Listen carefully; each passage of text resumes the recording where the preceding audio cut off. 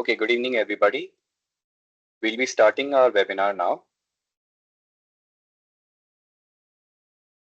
So good evening, everyone, and welcome to the Gyanvardhini session number 30. I'm Anand from Cleansav team, and I thank each one of you for joining us today as we embark on yet another enlightening journey of wisdom and knowledge enhancement. Before we begin, I would like to share a brief overview of our amazing Cleansav app that we have developed over the last 7+ years. Cleansav means clinic savvy, and it is the only mobile-based clinic management app in India that allows you to manage your clinical practice in a full 100% offline mode. It has a very simple design. Cleansav helps doctors easily manage patients, appointments, case papers, full prescriptions, bills fees, issue of pre-filled letters, manage finances, and doing follow-ups with patients for any outstanding dues. Cleansav also sends automated appointment reminders one day in advance to your patients through SMS and WhatsApp. Cleansav users can simply swipe and send custom WhatsApp messages to their patients as well. Now we shall start with our today's webinar. Our today's webinar topic is Aushadhi Nishyati in Panchbhautik Chikitsa. Our distinguished speaker for today is Vaidya Ravindra Kumar Mane. Dr. Ravindra Kumar Mane is an MD in Rasa Shastra practicing since 2010. He practices with Ayurveda tradition of Brihatrayi Ratna Vaidyaraj Atmaram Vaman Datar Shastri and spiritual tradition of Nimbargi Sampradaya Sadguru Shri Gurudev Ranade. Dr. Ravindra Kumar is the owner of Atmaved Ayurveda Pharmacy, which manufactures medicines in a traditional way and working as the chief production manager. He has been organizing Guru Bodhamrut workshop from 2022 to spread Panchabhautik concepts to Ayurveda students and Vaidyas. He has also been organizing medicine manufacturing and Panchabhautik Chikitsa workshop for Vaidyas and students every year on the occasion of Datar Shastri's birth anniversary. Dr. Ravindra Kumar has written articles on guidance in Ayurveda for the general public in various newspapers and magazines in Sangli, as well as lectures on guidance through FM radio. Dr. Ravindra Kumar worked as a leading Ayurveda doctor in treating 1,300 patients with Ayurveda, along with modern treatments at Vivekananda Hospital during the COVID period. He was honored by Nirvikar Ayurveda with the Ayurveda Ratna 2024 award. He performs free online lectures on Panchabhautik Chikitsa concepts every month by Atmaved Ayurveda Pharmacy. Dr. Ravindra Kumar has done lectures in various state level, one national seminar, Gurukul lecture series held at various places, and wrote articles in various Ayurveda magazines. He has also guided in various workshops on medicine preparation in Panchabhautik Chikitsa. Dr. Ravindra Kumar has been appointed as a trainer for Ayurveda and Yoga Science and diabetes control implemented by the central government in government hospitals and health workers in Maharashtra under the National Ayush Mission. Dr. Ravindra Kumar has also published research papers internationally on production of medicines by traditional methods, treatment of 93 patients with COVID, liver function of Falatrikadi Gugud on 107 patients, and Udar Parikshan or abdominal examination in Panchabhautik Chikitsa was presented at the 2024 World Ayurveda Congress. Dr. Ravindra Kumar, we are honored to have you with us today to conduct this webinar. Let us all welcome Dr. Ravindra Kumar Mane in today's session. Dear sir, you can start with your session now.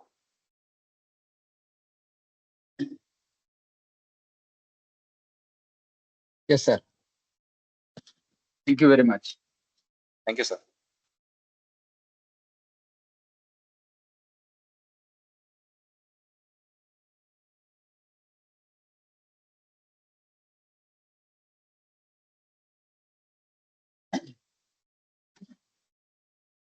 नमस्ते everyone, सभी को नमस्कार। मेरी आवाज आ रही है सबको? Yes sir, आपकी आवाज आ रही है सर। ठीक है, चलो हम अभी अपना सेशन स्टार्ट करते हैं। सबसे पहले हम हमारे गुरु को वंदन करते हैं। गुरुर्ब्रह्मा गुरुर्विष्णु गुरुर्देवो महेश्वरः गुरु साक्षात् परब्रह्म तस्मै श्री गुरुवे नमः। हमारे गुरु जी वैद्यराज आत्माराम दातार शास्त्री जी और हमारे आध्यात्मिक गुरु जी श्री गुरुदेव रानड़े, इनको वंदन करते हुए हम आज का टॉपिक आज के टॉपिक जो है उसकी शुरुआत करते हैं। हमारा टॉपिक है पांचभौतिक चिकित्सा में औषध निश्चिति। एक थोड़ा सा अलग, थोड़ा सा डीप ऐसा यह हमारा टॉपिक है।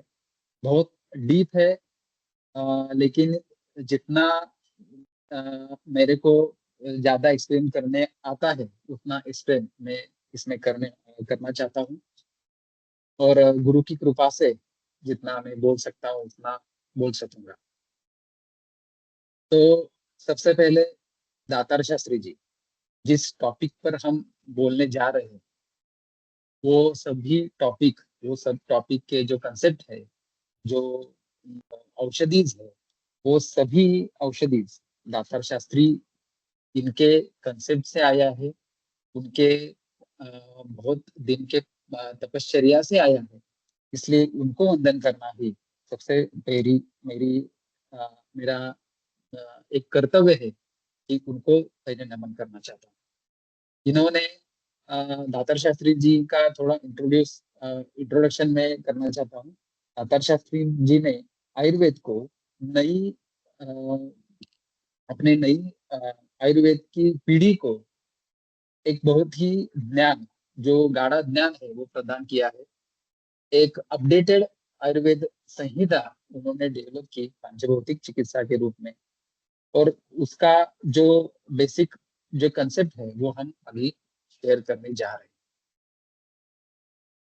हैं। मैंने अभी बताया कि पांचभौतिक चिकित्सा वैद्यराज आत्माराम दातार शास्त्री जी ने अपनी स्वप्रज्ञा से विकसित की।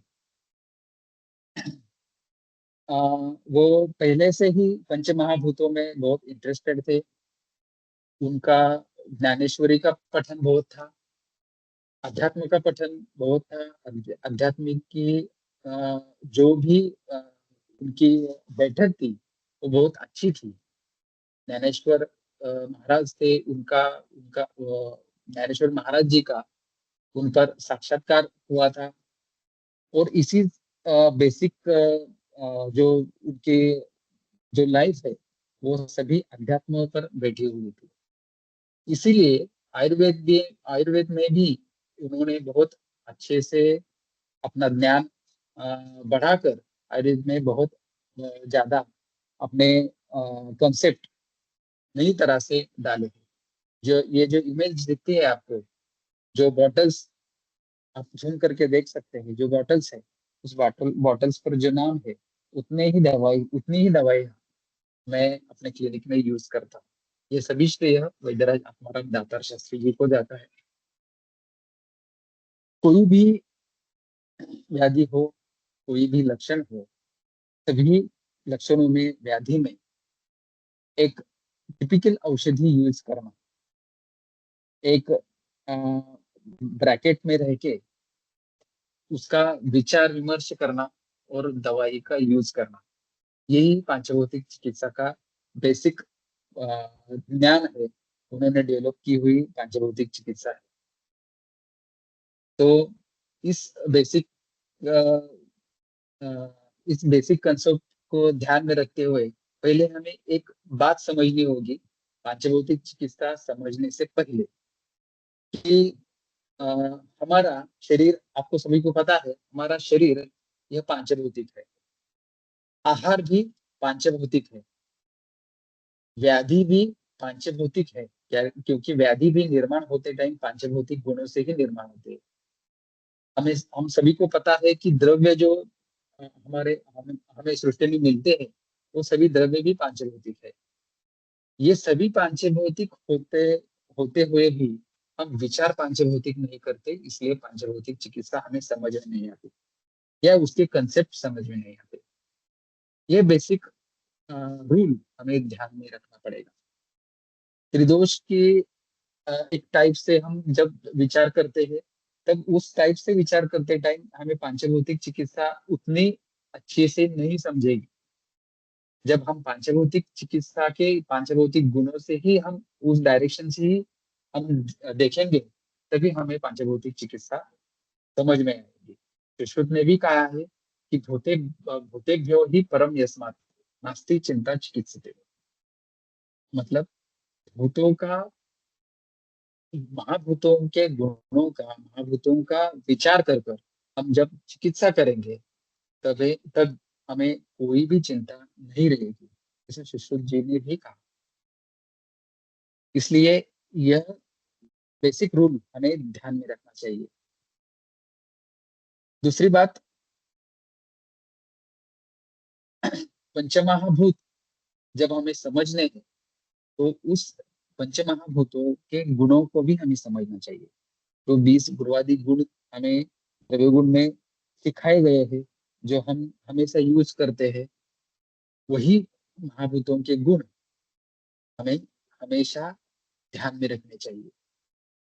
जैसे पृथ्वी हमें देखनी है, तो पृथ्वी के गुण से ही हमें पृथ्वी पता चलेगी। आप महाभूत हमें देखना है, हमें फील करना है, तो इस महाभूतों के गुणों से ही हम उसको फील कर सकते हैं। तेज महाभूत, वायु महाभूत, आकाश महाभूत, ये सभी महाभूत हमें उनके गुणों से ही हमें समझ में आते हैं। ये ध्यान में रखना चाहिए। ये सब गुण आपको पदार्थ विज्ञान में हमने सीखे हैं, ये हमें ध्यान में हमेशा रहना चाहिए। महाभूत और त्रिदोष, ये महाभूत जो है, अष्टांग संग्रह सूत्र साम का श्लोक है, वायु और आकाश। इस महाभूत से, इन दोनों महाभूतों से वात दोष निर्माण होता है। तेज महाभूत से पित्त दोष निर्माण होता है, और पृथ्वी और आप महाभूत से कफ दोष निर्माण होता है। एक ध्यान में यहाँ रखना चाहिए कि बहुत बार मैंने बहुत जगह देखा है कि पित्त, यह तेज और आप महाभूत ऐसा बताया जाता है, लेकिन अष्टांग संग्रह सूत्र साम में ही रेफरेंस है कि पित्त अग्नेयम पित्तम, तेज महाभूत ही पित्त है। और जो पित्त के गुण बताए हैं, पित्तम सस्नेह तीक्ष्णोष्णम लघु विश्रम सरम दरम, ये गुण इस तेज महाभूत से बाकी के चार महाभूत जब मिल जाते हैं, तब यही पित्त के गुण पंच महाभूतों से लगाव रखते हैं। और बेसिक तेज महाभूत ही पित्त है, ये ध्यान में रखना चाहिए। नहीं तो अपने ट्रीटमेंट में या व्याधि समझने में या संप्राप्ति भंग करते टाइम हमें कंफ्यूजन हो सकता है। इसलिए पित्तम अग्नेयम, अग्नेयम पित्तम, पित्त इज इक्वल टू तेज महाभूत, ये हमेशा ध्यान में रखना चाहिए। यहाँ गलती नहीं करनी चाहिए।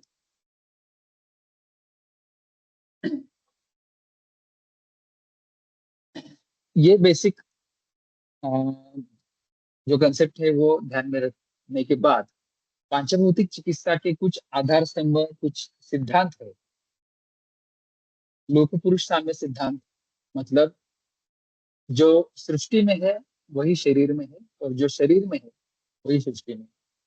शरीर में जो पंच महाभूत है वही सृष्टि में है, उसी के गुण शरीर में और सृष्टि में है। यही लोक पुरुष साम्य सिद्धांत है, और जो हमेशा हमें ध्यान में आता है व्याधि निर्मिति के टाइम, जब ऋतु चेंज होता है उस टाइम, ऋतु की वजह से जो व्याधि होते हैं उस टाइम हमें यह ध्यान में आता है कि लोक पुरुष साम्य सिद्धांत कैसा है। पंचमहाभूतों की उत्पत्ति और विलीनीकरण, पंचमहाभूत उत्पत्ति कैसी होती है और विलीनीकरण कैसा है, वो मैं आगे एक्सप्लेन करूंगा। अम्ल क्षार सिद्धांत, अम्ल और क्षार सिद्धांत, यह पांचभौतिक चिकित्सा का सबसे बेसिक सिद्धांत है। वो वो भी मैं एक्सप्लेन करूंगा। प्रकृति विचार भी एक्सप्लेन करूंगा, जो थोड़ी अलग है, प्रकृति प्रकृति परीक्षण करना थोड़ा सा अलग है। बुद्धिंद्रिय और उसकी चिकित्सा, बुद्धि का विचार करके बुद्धि इंद्रिय एक अलग नाम देके दातार शास्त्री जी ने उसकी चिकित्सा बताई है। बुद्धिंद्रिय मतलब जो बुद्धि होती है हमारी, हमारी बुद्धि, समाज में दो प्रकार के लोग होते हैं। एक साइड से थॉट रखने वाले और मल्टीपल थॉट रखने वाले। एक साइड से एक ही मार्ग से चलने वाले जो लोग होते हैं, मतलब जो प्रोफेशनल्स होते हैं, उनकी बुद्धि ही एक मार्ग की होती है। और जो व्यापारी वगैरह जो होते हैं, मल्टीपल टास्क एक ही टाइम करते हैं, उनकी बुद्धि ही यह मल्टीपल टास्क की होती है। उसकी चिकित्सा करते टाइम दातार शास्त्री ने बताया कि जटामांसी जो एक मार्ग से ही विचार करते हैं, उनके लिए उसकी चिकित्सा उस टाइम जब चिकित्सा करनी पड़ती है हमें, तब जटामांसी देनी चाहिए। और जब मल्टीपल टास्क करने वाले पेशेंट जब हमारे सामने आते हैं और तो उनमें बुद्धिंद्रिय की चिकित्सा करनी पड़े, तो हम सारस्वतारिष्ट यूज करते हैं। यही बेसिक दो डिफरेंसेस है बुद्धिंद्रिय चिकित्सा में। कार्य कारण सिद्धांत, कार्य के सिवाय कारण के सिवाय कार्य कभी भी निर्माण नहीं होता, ये भी मैं एक्सप्लेन करूंगा। अधोशोष, अधोशोष मतलब हमेशा ट्रैवलिंग करने के बाद रोज या एक महीने में कई हजार किलोमीटर ट्रैवलिंग करने वाले जो लोग होते हैं, उनमें जो व्याधि निर्माण होते हैं, उस व्याधि को दातार शास्त्री ने अधोशोष बताया। अधोशोष में जो व्याधि निर्माण होते हैं वो बहुत टाइम लेफ्ट साइड के, जो हमारा शरीर, जो लेफ्ट साइड का शरीर है, उस लेफ्ट साइड के शरीर में ही बहुत बार व्याधि निर्माण होते हैं। क्योंकि जब हम ट्रैवलिंग करते हैं तो ट्रैवलिंग करते टाइम जो गाड़ी का या प्लेन का या ट्रेन का जो भी वाइब्रेशन होता है, उस वाइब्रेशन के कारण जो रक्त धातु में स्थित जो पृथ्वी महाभूत के कण होते हैं, जो पृथ्वी महाभूत के गुण होते हैं, गुरु, स्पेशली गुरु, ये गुण वाले जो भी पार्टिकल होते हैं, वो वाइब्रेशन की वजह वजह से जो प्लीहा रहती है, अग्नि संस्था की जो प्लीहा रहती है, उसमें जमा होने लगते हैं। और यह कण जमा रहते, आहिस्ते आहिस्ते जमा रहते हैं और प्लीहा को घनता आती है। और इस घनता के कारण अवरोध जन्य बहुत सारे व्याधि इन ट्रैवलिंग करने वाले व्यक्तियों में होते हैं। और इस टाइम हमें, और इस जगह हमें प्लीहा की चिकित्सा करनी पड़ती है, वहां वर्ण उपचार लेना पड़ता है। यह बेसिक अधोशोष का एक्सप्लेनेशन। तो इसमें से जो रह गए हैं, उनका एक्सप्लेनेशन हम आगे करेंगे। महाभूतों की उत्पत्ति आप देख सकते हैं इस स्लाइड में। आकाश, वायु, तेज, आप और पृथ्वी, इस सीक्वेंस से महाभूतों की उत्पत्ति होती है। आकाश के गुण वायु में जाते हैं, वायु और आकाश के गुण तेज महाभूत में जाते हैं, तेज वायु आकाश के गुण आप महाभूत में जाते हैं, और आप तेज वायु आकाश के गुण पृथ्वी महाभूत में जाते हैं। इस सीक्वेंस से महाभूतों की उत्पत्ति होती है। आगे विलय मतलब विलीनीकरण मतलब क्षय। पृथ्वी का क्षय आप में होता है, आपका क्षय तेज में महाभूत में होता है, तेज महाभूत का क्षय वायु में होता है, और वायु का क्षय आकाश महाभूत में होता है। अब आप सोचेंगे कि इसका और ट्रीटमेंट का क्या संबंध है, तो मैं एक केस आगे एक्सप्लेन करूंगा। लेकिन महाभूतों की उत्पत्ति और विलीनीकरण, ये हम डेली अपने ट्रीटमेंट यूज करते हैं, लेकिन एंगल थोड़ा सा अलग है। वो कैसा है वो आपको आगे समझ में आएगा। अम्लक्षार सिद्धांत पांचभौतिक चिकित्सा का एक सबसे बेसिक सिद्धांत, अम्ल धर्म, क्षार धर्म और संयोगजन्य माधुर्य। अम्ल धर्म में आप स्लाइड में देख सकते हैं कि अम्ल धर्म में पृथ्वी और आप महाभूत ज्यादा रहता है, तेज महाभूत, वायु महाभूत और आकाश महाभूत उससे थोड़े कम रहते हैं, लेकिन तेज महाभूत उसमें प्रेजेंट रहता है। अम्ल धर्म मतलब आप कंसीडर कर सकते हैं कि कफ या अवरोधजन्य या कफ प्रधान प्रकृति वाले लोग, ऐसा आप बेसिक ले सकते हैं। क्षार धर्म मतलब जहाँ तेज वायु आकाश के गुण ज्यादा रहते हैं और पृथ्वी और आप महाभूत के गुण उससे थोड़े कम रहते हैं, लेकिन उसमें पृथ्वी और आप महाभूत रहता है। यहाँ हम देख सकते हैं कि संयोगजन्य माधुर्य माधुर्य भी बताया है। वहाँ पांच ही महाभूत एक समान गुणों के रहते हैं, एक समान अपने कार्य में रहते हैं। अम्ल धर्म मतलब बहुत बार अवरोधजन्य व्याधि निर्माण होते हैं तब अम्ल धर्म रहता है, क्षयजन्य व्याधि रहते हैं तब क्षार धर्म रहता है, और अगर संयोगजन्य माधुर्य रहता है तो वह माधुर्य यानी स्वास्थ्य। ये बेसिक हमें ध्यान में रखना पड़ेगा। आप डाइजेशन की प्रोसेस हम देख सकते हैं। हमें पता है कि आहार की अवस्था बताई गई है। पहले जब हम आहार लेते हैं आमाशय में, पहले मधुरावस्था आती है। मधुरावस्था मतलब वहां पे आप महाभूत और पृथ्वी महाभूत ज्यादा रहता है। उसके बाद उसमें अम्लावस्था आती है, यहाँ तेज महाभूत मिक्स होता है और पृथ्वी आप तेज महाभूत का एक अच्छी तरह से संयोग होकर वहाँ अम्लावस्था आती है। और जब आहार इस प्रोसेस के बाद ग्रहणी में चला जाता है, वहाँ कौन से वहाँ हमें तेज महाभूत ज्यादा बड़ा हुआ लगता दिखता है। वहाँ कौन सी वहाँ हमें कटु रस की अवस्था दिखा वहाँ आती है।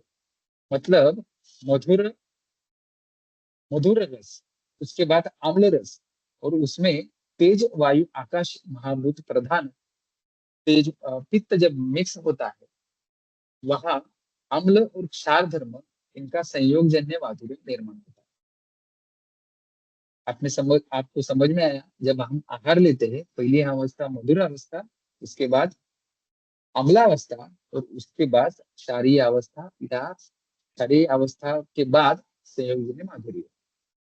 तो फिर आप मिक्स होते हैं, तेज महाभूत अम्लावस्था में थोड़ा बहुत तेज महाभूत उसमें मिक्स होता है। उसके बाद यकृत से जो पित्त स्रवण होता है ग्रहणी में, वह तेज वायु आकाश महाभूत प्रदान रहता है। इसलिए पृथ्वी आप तेज वायु आकाश इनका एक अच्छी तरह से कॉम्बिनेशन होकर एक संयोगजन्य माधुर्य तैयार होता है, और उस संयोगजन्य माधुर्य वाला आहार रस जो माधुर्य मधुर रस का रहता है, वह रस धातु के पाल जाता है। यह प्रोसेस हमें समझनी चाहिए अम्लक्षार सिद्धांत समझने के लिए। आप आ, एक काम कीजिए, आप हरी मिर्ची आप जब खाने में लेते हैं, तो इस अवस्था में जो मैंने अभी प्रोसेस बताई, उसमें हरी मिर्ची मिर्ची खाने के बाद कैसी कैसी अवस्था आएंगी आप इमेजिन कीजिए। जब हम हरी मिर्ची खाएंगे तो पहली अवस्था आएगी मधुरा अवस्था। हरी मिर्ची तेज महाभूत प्रदान है, उष्ण तीक्ष्ण गुण की है। मधुर रस जब यहाँ तैयार होने वाला होगा, तब शरीर को मधुर रस तैयार करने के लिए ज्यादा आप महाभूत करना पड़ेगा।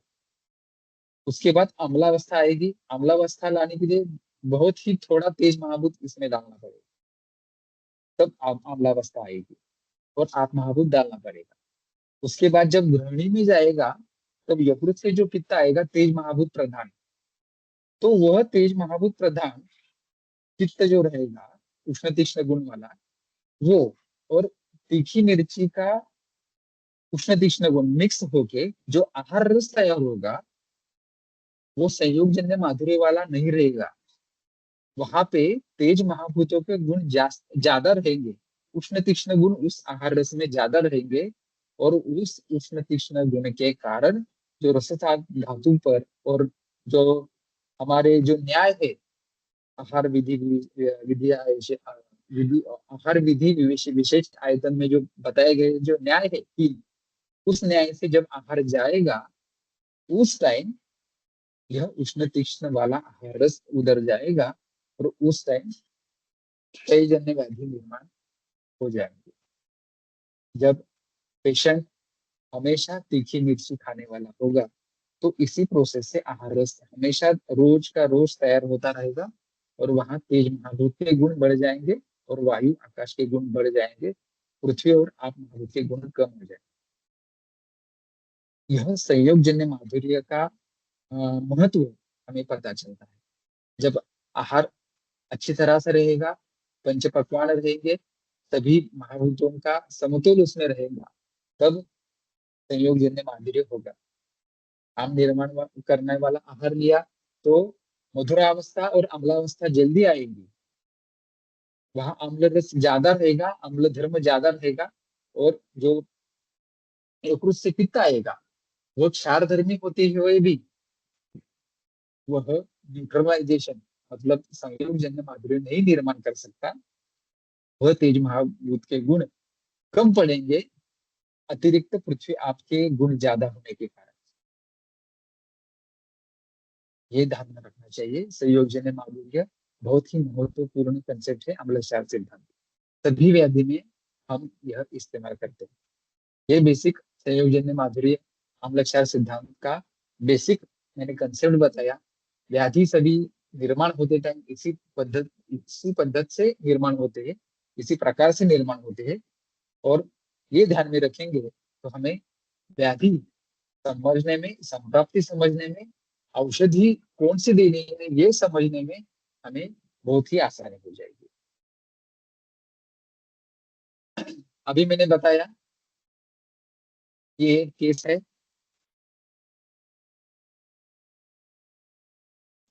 कि मधुर रस का कंप्लेंट्स क्या है कि सकफकाश 10 महीनों से है, उरोदार है, अम्लोदगार है और शीत पित्त है। इसमें इंपॉर्टेंट क्या है? विकृत पृथ्वी आप गुण वृद्धि है।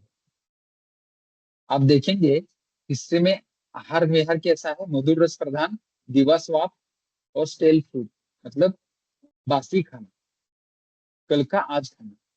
इस सभी जो हेतु है, इन हेतु से हमें पता चलता है कि विकृत पृथ्वी और आप महाभूत के गुणों की वृद्धि इस आहार विहार से होती है।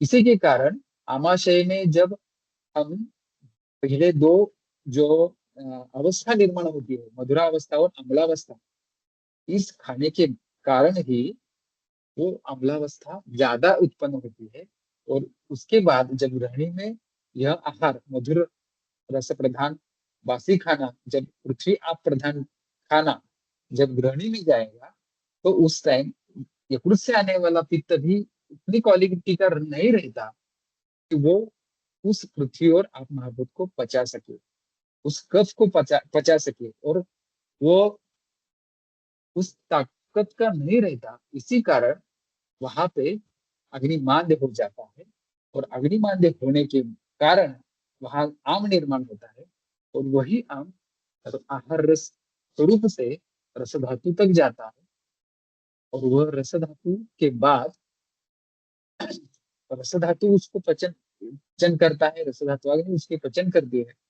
और उस पचन में भी वो आम ज्यादा रहने के बाद कारण रस धातु का जो मल है कफ, रस धातु का मल कफ, यह कफ ज्यादा बढ़ता है और पेशेंट को ऐसी कंप्लेंट दिखती है।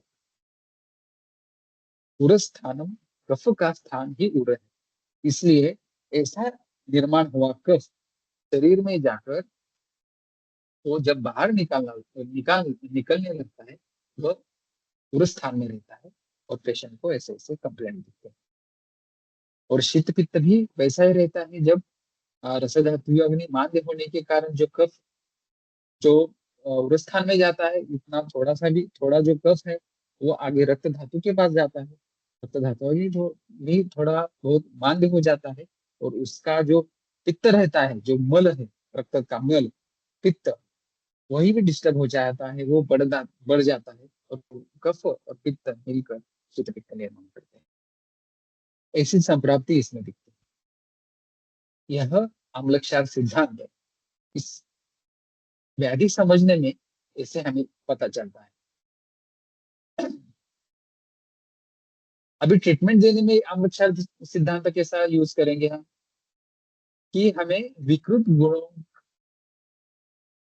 जो गुण बढ़ गए हैं वह कम करने। मतलब कौन से बड़े हैं? पृथ्वी और आप महाभूत। पृथ्वी और आप महाभूत बढ़ गए हैं। अभी हमें अमृतसर हमने देखा, और उत्पत्ति और विलीनीकरण यही भी देखा। यहाँ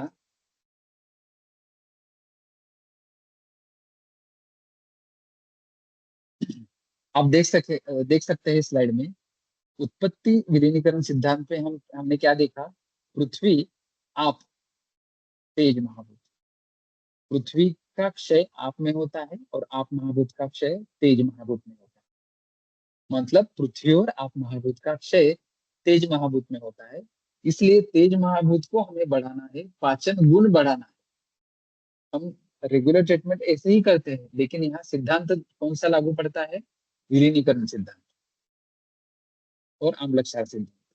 अम्ल धर्म बढ़ गया है, इसलिए यहाँ हमें क्षार धर्म देना है।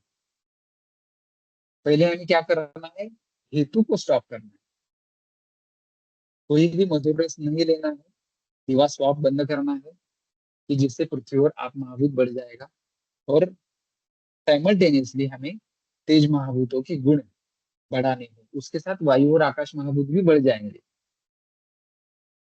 कल्प भी हमें वैसे ही देने हैं। तो क्या मैंने इसमें यूज किया था? फल त्रिकादि गुण, जो यकृत पर काम करेगा। लघु सूचकर रस, जो अग्नि पर काम करेगा, आमाशय पर काम करेगा। वरांग क्षार, जो कफ बढ़ गया है शरीर में, वहां काम करेगा। पोषण के टाइम, जब शरीर में कफ बढ़ता है, रस और रक्त पर काम करना होता है, तभी हम वरांग क्षार देते हैं। बहुत बार यकृत पर प्लीहा पर घनता आती है, वही हम वरांग क्षार यूज करते हैं। यहाँ भी हमें तेज महाभूतों के गुण बढ़ाने के लिए वरांग क्षार यूज किया है। हरड़ योग की जो क्षारधर्मी व्याधि में हम यूज करते हैं, वो मूत्रपिंड पर काम करता है। इस हरड़ योग के कारण जो रक्त में क्लेद स्वरूप से जो बढ़ गया, जो क्लेद जो बढ़ गया है, जो आम क्लेद स्वरूप में जो बढ़ गया है, जो ब्लड स्ट्रीम में हमेशा घूमता रहता है, वह क्लेद हमें मूत्रपिंड के द्वारा बाहर निकालना है। इसलिए हमें यहाँ हरि योग यूज करना है, या हरियोग भी यूज किया है। हरियोग मतलब त्रिभुवन कीर्ति, और उस त्रिभुवन कीर्ति में हमने रस सिंदूर यूज किया। हिंगुल के बजाय रस सिंदूर यूज किया है, जो बहुत ही तेज महाभूत प्रदान करता है। और चातुर्थक योग मतलब मेदोपाचक, जो वायु तेज वायु आकाश महाभूत प्रधान कल्प है। आप सब देखेंगे तो ये जो सब कल्प यूज किए हैं, वह सभी तेज वायु आकाश महाभूत प्रधान है। इसलिए इस व्याधि में तेज महाभूत बढ़ाने से हमें पृथ्वी और आप महाभूतों की गुणों का क्षय करना कर सकते हैं हम, और यहाँ किया है। एक मंथ में ही उसके सभी कंप्लेंट्स बंद हो गए।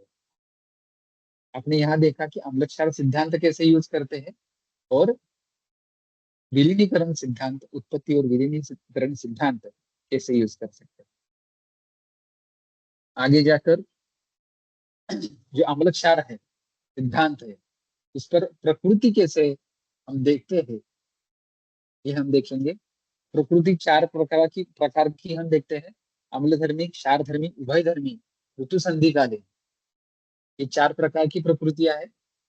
प्रकृति हम कैसे विचार करते हैं? कि हमें एक बेसिक मालूम है कि रक्तोत्पत्ति के महीने के अनुसार हम प्रकृति देखते हैं। रक्त की उत्पत्ति जिस महीने में होती है उस महीने से हम प्रकृति देखते हैं।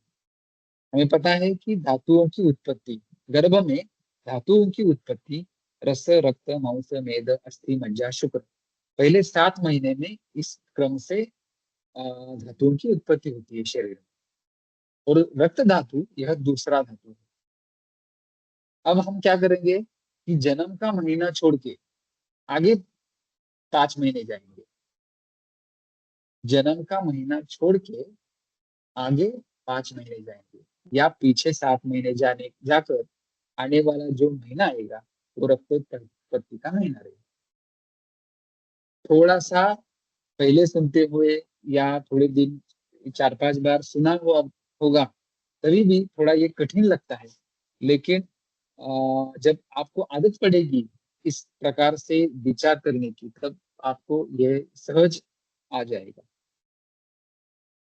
जन्म का महीना छोड़ के आगे 5 महीने जाना है।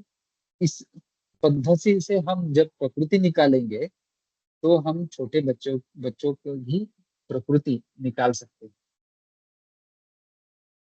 अब प्रकृति कैसी रहेगी? अम्लधर्मी प्रकृति। जब जन्म का महीना बरसात के दिनों में आएगा, जुलाई, अगस्त, सितंबर, तब रक्तोत्पत्ति का महीना बरसात के मौसम में आएगा, तब अम्लधर्मी प्रकृति रहेगी। गर्मी के मौसम में आएगा तो क्षारधर्मी प्रकृति रहेगी। सर्दी के मौसम में आएगा तो उभयधर्मी रहेगी। और जब ऋतु संधि काल में जब जब महीना आएगा, जन्म का रक्तोत्पत्ति का महीना आएगा तो ऋतु संधि कालीन प्रकृति रहेगी। इसमें से फरवरी और जून की प्रकृति बहुत ही अग्निमांद्य वाली रहती है, पर अक्टूबर हीट की प्रकृति यह बहुत ही अच्छी प्रकृति रहती है। ये ध्यान में हमें रखना है। प्रकृति परीक्षण हम पांचभौतिक चिकित्सा से इस पद्धति में करते हैं। कार्यकारण सिद्धांत हमने फर्स्ट ईयर में सीखा है। कारण से कार्य अभिन्न है। यत्र यत्र धूमः तत्र तत्र तत्र वह्नि। जहां जहां धुआं आता है वहां वहां अग्नि होता है, ऐसा हमें मालूम है। हमें अनुमान प्रमाण, जब चिकित्सा करते हैं, हम जब व्याधि समझते हैं, जब संप्राप्ति हम समझने जाते हैं, तब कार्य कारण सिद्धांत बहुत ही यूज पड़ता है अनुमान प्रमाण से। अब यहाँ एक केस है कार्य कारण सिद्धांत और बाकी के जो हमने अभी तक सिद्धांत देखे उसका यूज करके हमने इसकी संप्राप्ति कैसे लगाई और यहाँ ट्रीटमेंट करके इसको उपशय कैसे दिया, ये मैं अभी बताऊंगा। इस केस में हम देख सकते हैं कि सबसे महत्वपूर्ण कंप्लेंट क्या है? सर्व संधिशूल है। कब से है? 2 महीने से। संधि क्रियाल्पता, मतलब उसको उस पेशेंट को उठने के बाद चलना भी उतना नहीं आता था। एज कितना है उसका? 34। इस एज में 2 महीने से संधिवात है। संधिवात नहीं बोल सकते, संधिशूल है और संधि की क्रियाल्पता है और बाहु भी शूल होते होते थे और निद्राल्पता। ये बेसिक 4 कंप्लेंट्स थे। लेकिन ये कंप्लेंट्स कब से शुरू हुए? डेंगू होने के बाद। डेंगू में क्या होता है? रक्त धातुवाग्नि पर ही अटैक होता है, रक्त धातुवाग्नि मांद्य होता है। उसके साथ ही तेज महाभूत भी उसमें बढ़ता है ज्वर के कारण। क्षय उसमें बहुत होता है और अवरोध भी होता है। अवरोध के कारण भी क्षय होता है, ये ध्यान में रखना चाहिए। तेज वायु गुणों की वृद्धि इस पेशेंट में ज्यादा हुई थी। अवरोध थोड़ा था, वो हम आम समझ के जो भी हम दवाई देंगे उस पे कम हो जाता है। लेकिन वायु और तेज वायु के गुण जो बड़े हुए हैं, वह कैसे बड़े हुए हैं ये हम देखेंगे। और उसी की वजह से संधिशूल था, स्नायुशूल था। बेसिक करके, जो रक्त धातु के बाद जो मांस धातु आता है, उसमें रक्त धातु के वजह से जो अ, रक्त धातु में तेज महाभूत के बढ़ने से जो अ, रुक्ष गुण आता है, जो स्निग्ध गुण कम करता है, वहां पे मांस धातु पे मांस धातु पर उसकी प्रक्रिया होके मांस धातु का स्निग्ध गुण कम हो जाता है, और जकड़न होना, संधिशील होना और मांसशूल होना, ये लक्षण दिखते हैं। यहाँ पे हमें जो विकृत गुण बढ़ गए हैं वो कम करने हैं। उत्पत्ति और विलीनीकरण सिद्धांत से हम यह कर सकते हैं कि तेज महाभूत बढ़ गया है। इसे कम करने के लिए, तेज महाभूत बढ़ गया है मतलब क्या बढ़ गया है, क्षार धर्म बढ़ गया है। उस क्षार धर्म को कम करने के लिए हमें आम्ल धर्म देना चाहिए, मतलब पृथ्वी और आप महाभूत देना चाहिए। कार्य कारण सिद्धांत है, डेंगू की वजह से तेज महाभूत बढ़ने से कारण पृथ्वी और आप महाभूत का स्निग्ध गुण कम हो गया है, वृक्ष गुण बढ़ गया है। इसी के कारण जकड़ाहट होने के कारण संदेश, ये हमें हेतु मिल गया। यहाँ हमें पृथ्वी और आप महाभूत गुण बढ़ाने हैं, इसलिए हमने क्या कल्प दिया है, स्वदंशादि गुगुण। स्व, यहाँ स्व, इसमें 10 द्रव्य है, त्रिफला त्रिकटु नागरमोथा, त्रिफला त्रिकटु नागरमोथा, अ, लकड़ी पाषाण, अपना धमासा और गोक्षुर, ये 10 द्रव्य है। और गुगुल, गोक्षुर गुगुल करते टाइम हम साधारण एक 1 किलो, जब हम गोक्षरादि गुलगुल बनाते हैं, 1 किलो गोक्षरादि बनाते टाइम हमें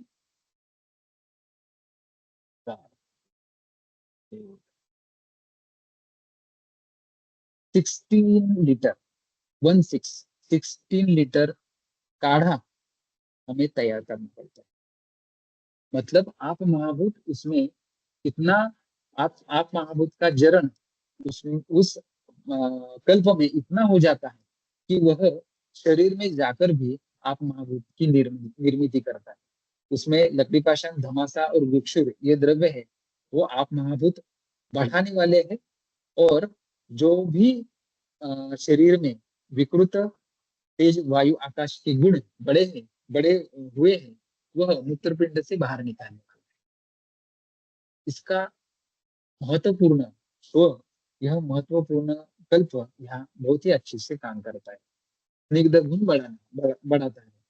झिंगी शारदी, यह अम्ल क्षार संयोगजन्य माधुर्य जैसा होता है वैसा ही काम करता है, रसायन काम करता है, रक्त धातु का क्लींजिंग काम करता है, हम डिटॉक्स बोल सकते हैं। झिंगी शारदी जैसा कल्प रक्त में द्रवता निर्माण करता है, और द्रवता बढ़ाने के कारण, आप महाभूत बढ़ाने के कारण, जो अगला धातु है मांस धातु, उसमें स्निग्ध गुण बढ़ाता है और उसका पोषण करता है। रजनी योग, यह भी आम्लधर्मी कल्प है। हल्दी है उसमें, और गिरिज है जो स्निग्ध गुण का है, जो ग्रहण करने वाला है, पृथ्वी और आप महाभूत बढ़ाने वाला। कौशिक वरा, यह कल्प पांचभौतिक के जो बहुत ही अच्छे से प्रैक्टिस करने वाले हैं, उनको ही यह कल्प पता है, कौशिक वरा नाम का। इसमें गुगुल और त्रिफला है, लेकिन गुगुल 66% है और त्रिफला 33% है। यह टिपिकल माउस धातु पर, टेंडोन पर, कार्टिलेज पर काम करने वाला कल्प है, कि जो वहां की स्निग्धता बढ़ाता है, उसको स्ट्रेंथ देता है। पृथ्वी महाभूत अच्छी तरह से उसको कठिन गुण देता है, स्निग्ध गुण देता है, गुरु गुण देता है। इसी के वजह से 3 वीक्स में ही इस द्रव्य की इस द्रव्यों का इस्तेमाल करने के बाद, इस दिन में ही और 3 वीक्स में ही इस पेशेंट को रिजल्ट आएगा। हमें सिर्फ संप्राप्ति समझनी चाहिए, हेतु समझना चाहिए और गुण समझने चाहिए। अभी हमने देखा चिकित्सा कैसी रहती है, क्या हम आधार स्तंभ क्या है पांचभौतिक चिकित्सा के, हमें यह हेतु विपरीत चिकित्सा, व्याधि विपरीत चिकित्सा, हेतु व्याधि विपरीत चिकित्सा ये मालूम है। हेतु निश्चित किए बिना पूरी तरह से चिकित्सा नामुमकिन है। हमें अभी देखा, हेतु समझने के बाद ही हमें गुणों का पता चलता है, व्याधि संप्राप्ति कैसी निर्माण होती है यह समझ में आता है। और हेतु विपरीत चिकित्सा और निदान परिवर्जन व्याधि चिकित्सा करते टाइम आवश्यक है। ये हमने पहले भी पढ़ा है। यही हम पंचभौतिक चिकित्सा में यूज करते हैं, अलग कुछ नहीं करते, सिर्फ दृष्टिकोण थोड़ा सा अलग रहता है।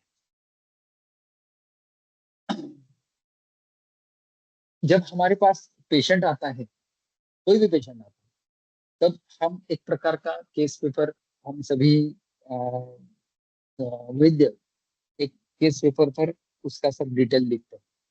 लेकिन पांचभौतिक चिकित्सा में हम बेसिक 12 पॉइंट्स ज्यादा से ज्यादा देखते हैं। पूर्ण नाम, उम्र, प्रकृति, पता, पूर्व व्याधि वृत्तांत, व्यवसाय, व्यापार, तद्देव व्याधि वृत्तांत, उदर परीक्षण, एलोपैथी दवाओं का दीर्घकालीन उपयोग, मलमूत्र निद्रा अग्नि, आहार विहार, दिनचर्या और रज प्रवृत्ति। यह बेसिक पॉइंट्स हम पांचभौतिक चिकित्सा में बेसिक हर पेशेंट में देखते हैं। और यह हमें हेतु तक या व्याधि संप्राप्ति तक कैसे ले जा सकता है, ये हम अ, अच्छी तरह से देखेंगे। पहले नाम। नाम मतलब हमें नाम से क्या पता चलता है, वो कौन से कास्ट का है, वो स्त्री है, पुरुष है। इस नाम से कास्ट का मतलब, कास्ट यहाँ मैं बोल रहा हूँ कास्ट, लेकिन इससे हमें पता चलता है कि वो कौन से टाइप का खाना खाता है। इस प्रकार का खाने खाने के बाद वो अवरोधजन्य व्याधि हो सकता है या क्षयजन्य व्याधि हो सकता है। यह हमें पहले ही दिमाग में आता है नेम पूछने के बाद। एज, एज फैक्टर, बालावस्था, तारुण्यावस्था और वृद्धावस्था। इससे हम यह पता लगा सकते हैं संधिशूल है लेकिन तारुण्यावस्था में आया है, संधिशूल है लेकिन बाल्यावस्था में आया है, और संधिशूल है वृद्धावस्था में आया है। इन तीनों में डिफरेंशिएशन हम कर सकते हैं। कम एज में संधिशूल है तो संक्रांति ही उतनी डीप होनी चाहिए, ये हमें ध्यान में आता है। प्रकृति, प्रकृति हमने देखी, अम्लधर्मी, क्षारधर्मी, उभयधर्मी और ऋतु संधिकाली। हमें जन्म का महीना पूछना है, उस महीना उस महीने से हमें प्रकृति निकालनी है, और उस प्रकृति निकालने के बाद हमें पता चलता है कि यह जो व्याधि निर्माण हुआ है वो जल्दी कम हो जाएगा या उसको देर लगेगी। इसको ये समझने में और ये एक्सप्लेन करने में बहुत देर लगेगा, लेकिन मैं बेसिक आपको बता रहा हूँ कि प्रकृति आपको समझने के बाद और व्याधि लक्षण समझने के बाद हम पेशेंट को बता सकते हैं कि इसको देर लगेगा, इस व्याधि को कम होने में देर लगेगा या जल्दी ठीक हो जाएगा। एड्रेस, पेशेंट कहाँ रहता है, कौन सी एरिया में रहता है, उस एरिया का जो पर्यावरण है वह कैसा है, उसी की वजह से हमें व्याधि जान सकते हैं। पेशेंट हमारे महाराष्ट्र में कोकण है, कोकण एरिया, वहाँ का पेशेंट है और मेरे पास दवाई लेने के लिए आ गया है, तो मैं उसका डिफरेंशिएशन उसका जो प्रकृति है, उसकी प्रकृति और पर्यावरण का विचार करके मुझे ट्रीटमेंट देना पड़ेगा। ये हमें ध्यान में रखना चाहिए। प्रीवियस इलनेस, पूर्व व्याधि वृत्तांत, मतलब पिछले ये यह जो व्याधि हुआ है उसके पहले जो कुछ व्याधि हुए हैं उनकी जानकारी हमें चाहिए। जो कुछ ऑपरेशंस हुए हैं उनकी हमें जानकारी चाहिए। हम कामला, गोवर गोवर मीजल्स, चिकन पॉक्स हुआ हुआ है क्या पिछले टाइम, जब बाल्यावस्था थी उस टाइम हुआ था क्या, ये हम पूछते हैं।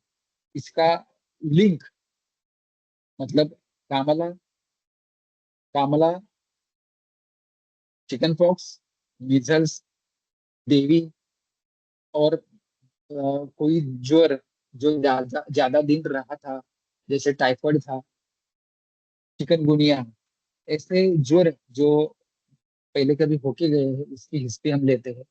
कोई जीर्ण ज्वर हुआ है क्या, उसकी हम हिस्ट्री लेते हैं, तो जिसका परिणाम शरीर पर हो गया होगा। हमें मालूम है कि जो चिकन पॉक्स और मीजल्स आते हैं वह नॉर्मल है, वो आने ही चाहिए, और वो नहीं आए तो वह जो तेज महाभूत शरीर में जो बड़ा हुआ है वह शरीर में वैसा ही रहता है विशेष रूप से, और वह शरीर में एक सारधर्म व्याधि निर्माण करता रहता है। इसलिए हमें प्रीवियस इलनेस क्या क्या हुआ था वो हमें उसकी जानकारी औषध निश्चित करने के लिए चाहिए।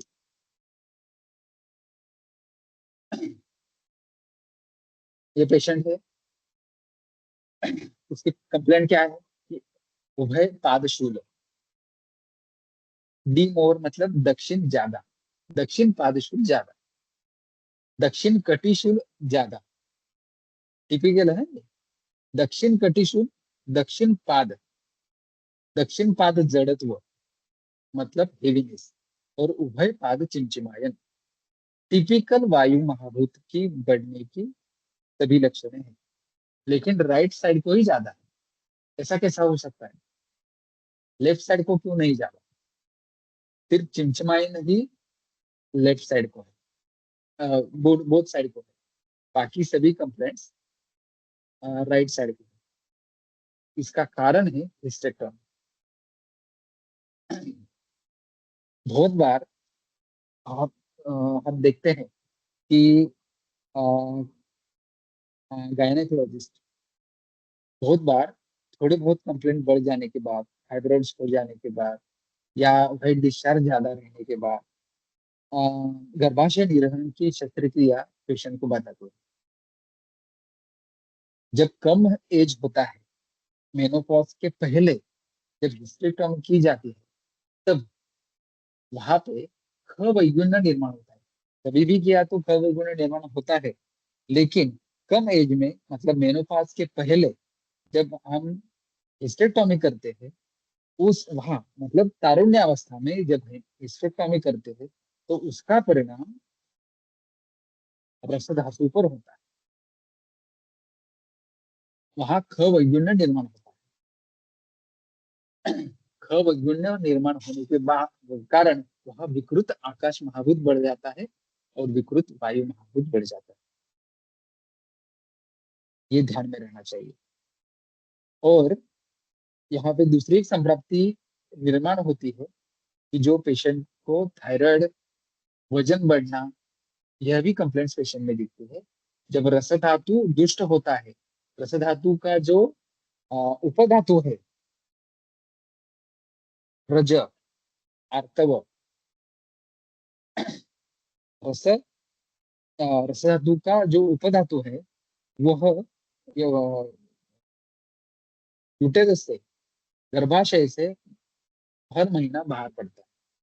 जब हम कम एज में हिस्टेरेक्टोमी करते हैं, तो वह उसका फ्लो पूरी तरह से बंद हो जाता है, और रस धातु दुष्टि ज्यादा होती है। रस धातु में उसके रस धातु का अग्निमाद्य हो जाता है, और रस धातु का मल जो कफ है वो बढ़ने लगता है, और इसी की वजह से पेशेंट का वजन बढ़ने लगता है।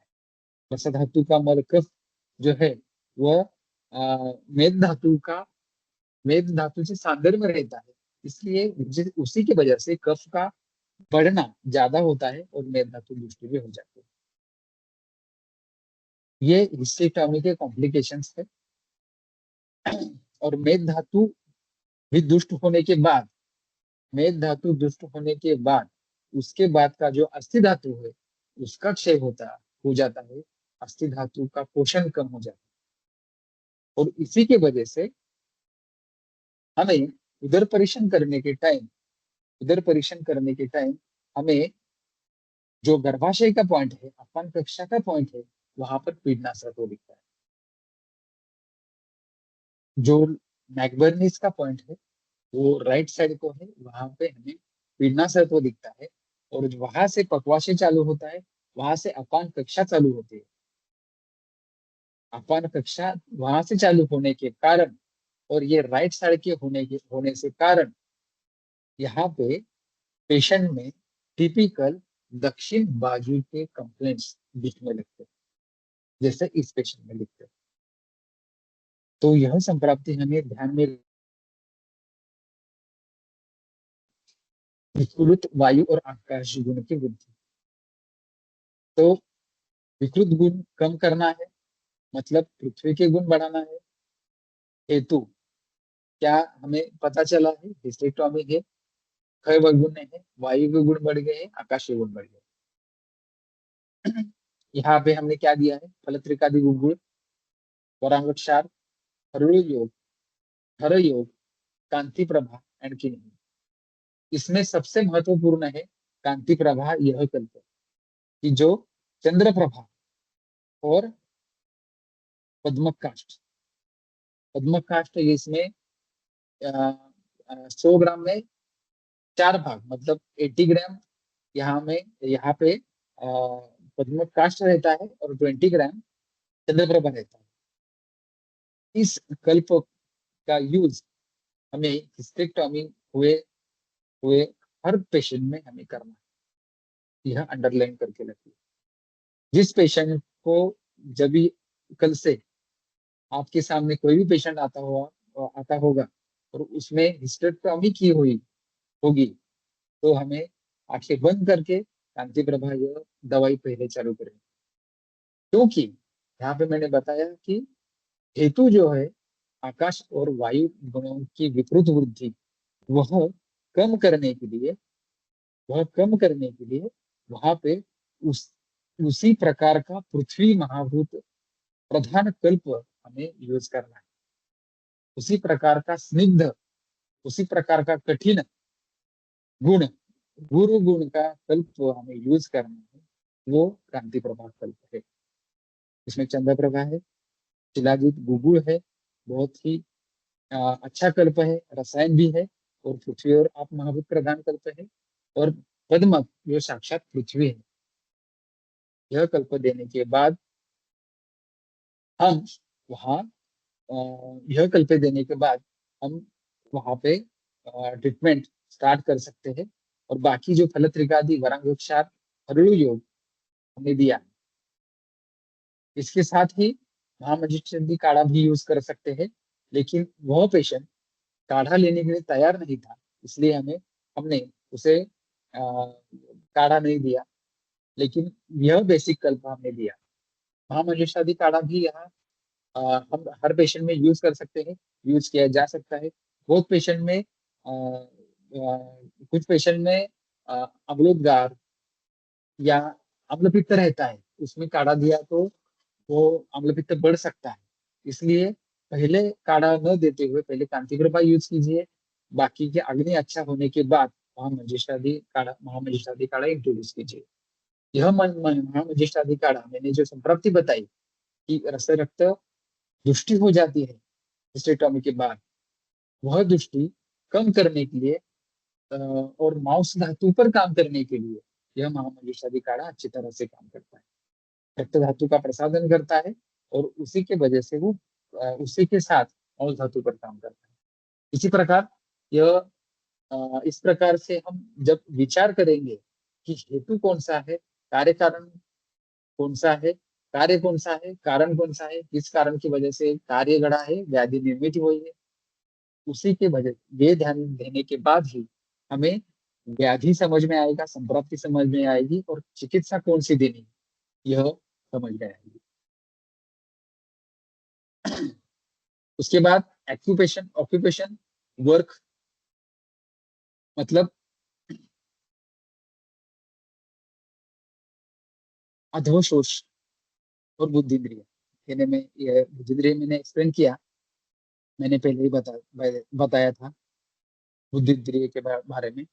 अधोशोष के बारे में मैंने भी बताया, अभी भी बताया है कि अधोशोष में लिहा पर कार्य करना चाहिए। लिहा दृष्टि ज्यादा होती है, लेफ्ट साइड के कंप्लीट बहुत से पेशेंट में दिखते हैं, और इसी के कारण हमें ऑक्यूपेशन और वर्क, वो आदमी क्या काम करता है, वो दिन भर उसका वर्क कैसा रहता है, ये हमें समझने के लिए, ये समझना हमें उसके ट्रीटमेंट के लिए बहुत ही महत्वपूर्ण है। जब हमारे सामने पेशेंट आता है, बहुत सारी फाइल हमें सामने रखता है और हमें पता चलता है कि इसने तो बहुत सारी दवाइयाँ, एलोपैथी की दवाइयाँ पहले से ही खाई है। दादा शास्त्री जी तो क्या करते थे, उनका एज बहुत हो गया था, सांगली में थे, तो साधारण 72 एज के बाद वो सांगली में आए थे। 72 से 85, साधारण 13 साल वो सांगली में थे। जब पहले वो पेशेंट नहीं देखते थे, पहले पहले वो आसपास के जो लोग थे उनका जो भी थोड़ा बहुत कंप्लेंट रहेगा वो देखते थे, किसी के घर में जाके देखते थे। लेकिन जब उनकी ख्याति बहुत हो गई, उनका ट्रीटमेंट से रिजल्ट ज्यादा आने लगे, तब उनके पास लाइन लगने लगी। तो उनका एज ज्यादा रहने से उनका अधिकार बहुत था, इसलिए जब पेशेंट लाइन में रहने के बाद उनके पास सामने जाके खड़ा रहता था, तब जब उस सामने जाके खड़ा रहता था, तब अ, उधर पर पेशेंट को कंप्लेंट्स पूछते थे, उसके बाद उधर परेशान करते थे। उधर परेशान में जब उनको कोई भी उनका दिमाग, जब पेशेंट के लक्षण वो सुनते थे और उस लक्षणों का और अग्नि अग्नि संस्था का परीक्षण ये करते टाइम उनमें जब एक जैसा उनको जो अपेक्षित जो उदर परीक्षण है वो नहीं मिला, तो वह उन पेशेंट को धने धनिये का पानी पीने के लिए बताते थे। मतलब पेशेंट को दवाई नहीं देते थे, पेशेंट को चेक करते थे, और जब अग्नि संस्था अच्छी तरह से नहीं दिखती थे, तब धनिये का पानी 1 हफ्ता लेने के लिए बताते थे। ये धनिये का पानी क्यों क्यों? धान्य यह मूत्रल है, मूत्रल होने के कारण वह जो भी लॉन्ग टर्म एलोपैथी की मेडिसिन हो या शरीर में जो भी आम विष, गर विष जो रह गया है, वो कम करने के लिए धनिया का पानी बहुत ही अच्छी तरह से यूज होता है। और वो मूत्रपिंड से उत्सर्जन, सभी विष का उत्सर्जन करने के लिए यूज होता है। और जब ये उत्सर्जन हो जाता है, सब विष द्रव्य बाहर निकल जाते हैं एक हफ्ते में, तब अग्नि संस्था अच्छी तरह से दिखती है, और उसके बाद वो कंप्लेंट्स देख के ट्रीटमेंट करते थे। इसलिए हमें भी, हम वैसा नहीं कर सकते, पहले आते ही पेशेंट को धनिया का पानी लेने नहीं बोल सकते, लेकिन हमारे हृदय और स्व के साथ हम धनिया का पानी दे सकते हैं, कि जिसका उपयोग मूत्र होने के कारण विषय द्रव्य बाहर निकालने के लिए यूज कर सकता है। इसलिए हमें एलोपैथी की मेडिसिन कितने दिन लिए है, स्टेरॉइड, अभी स्टेरॉइड, पेन किलर, इन इन औषधियों का बहुत ज्यादा इस्तेमाल हो रहा है। और ये हमें पता चलना चाहिए कि कितने दिन इन्होंने दवाई ली है, कितने महीने, कितने साल दवाई ली है।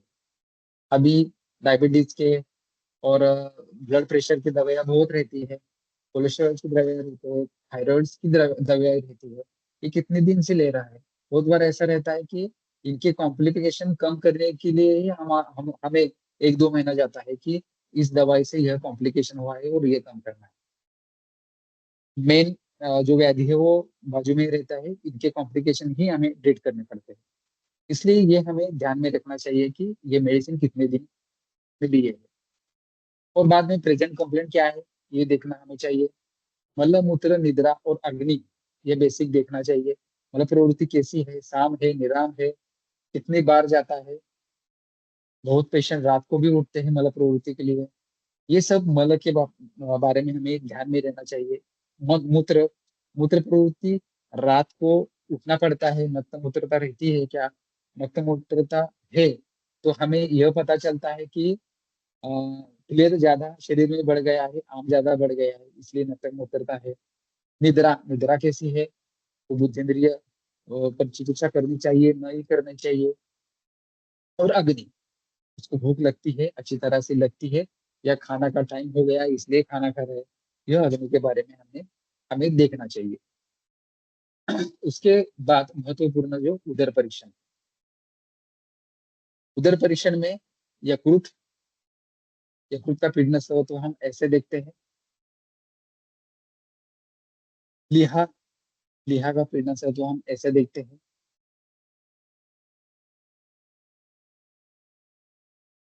मूत्रपिंड, लेफ्ट साइड का जो मूत्रपिंड रहते हैं वो ऐसा देखते हैं। जो नाभि के साइड में 4 अंगुल जाके हम मूत्रपिंड का पीडनाशत्व देखते हैं।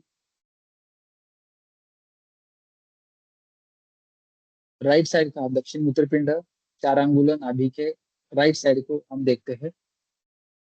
और अपान कक्षा मतलब मैकबर्नीस पॉइंट। इस तरह से हम पीडनाशत्व हर पेशेंट का देखते हैं और उसके बाद नाद परीक्षा देखते हैं।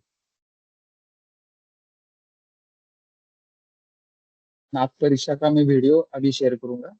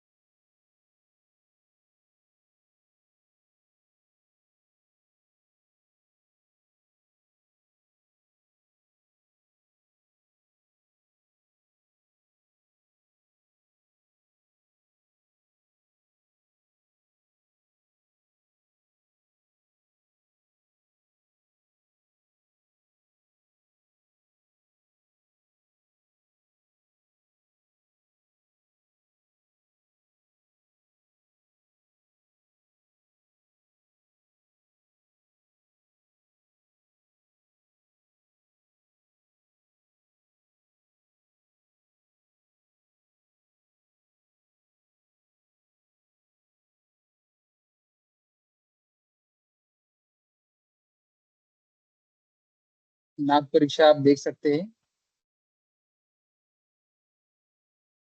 यकृत की नाद परीक्षा चल रही है। नीचे से ऊपर 4 नाद हम लेते हैं और प्लीहा की नाद परीक्षा देखते टाइम प्लीहे की पोजीशन हमें एनाटॉमी से पता चलेगी। हमें मालूम है वो पोजीशन कैसे रहती है।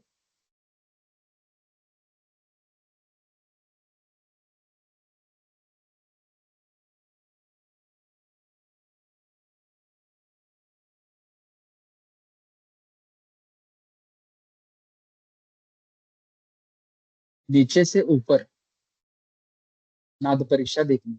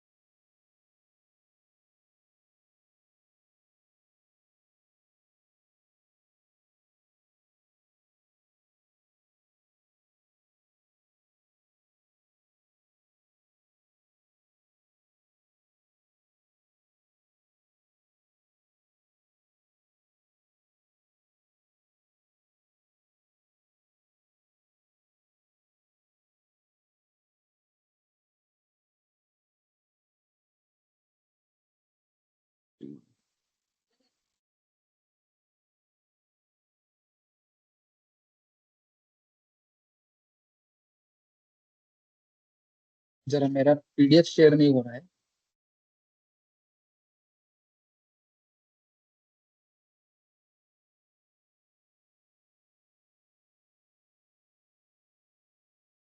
यस सर, सर आप अनशेयर करके वापस एक बार शेयर कर सकते हैं। हाँ।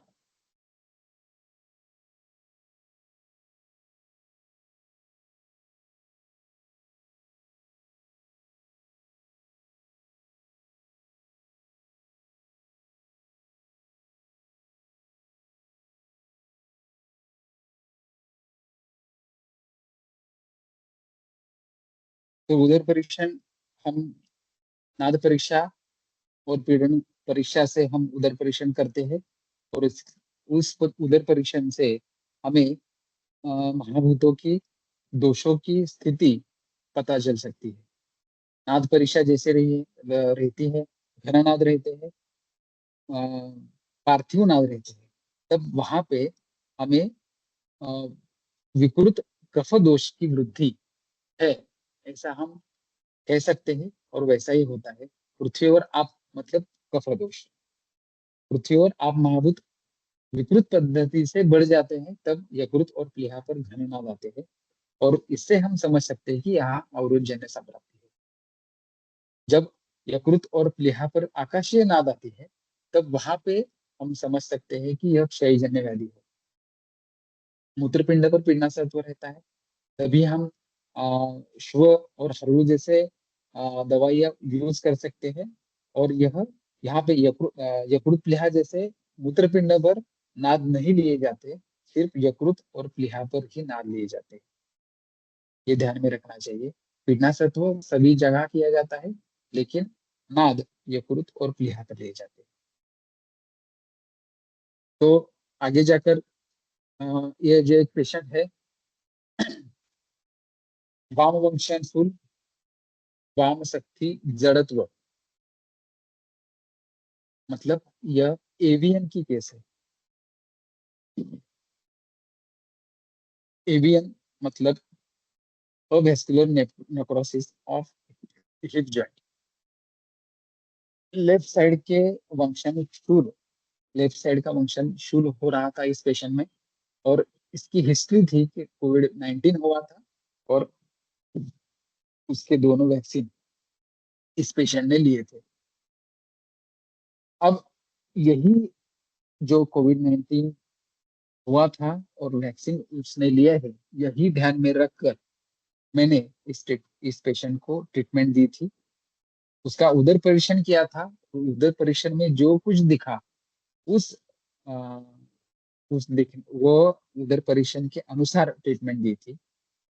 बेसिक मैंने क्या देखा उसमें, विकृत पृथ्वी और वायु गुण बढ़ने के कारण अवरोध हो जाता है। विकृत पृथ्वी बढ़ने के कारण अवरोध होगा, और उस अवरोध के कारण पृथ्वी का क्षय हो गया।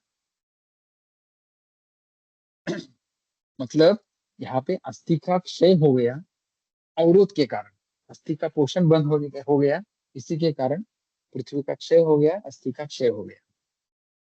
यह बेसिक ध्यान में लिया, उदर परीक्षण किया, और उदर परीक्षण करने के बाद उस पेशेंट में मैंने फलत्रिकादि गुरुकुल, परांगक्षार, हरड़योग, श्व, किन्ही, चातुर्तक, पंचकषाय, वरागुगुल, संजीवनीवटी, शोभांजन, इस प्रकार के औषधियां यूज की।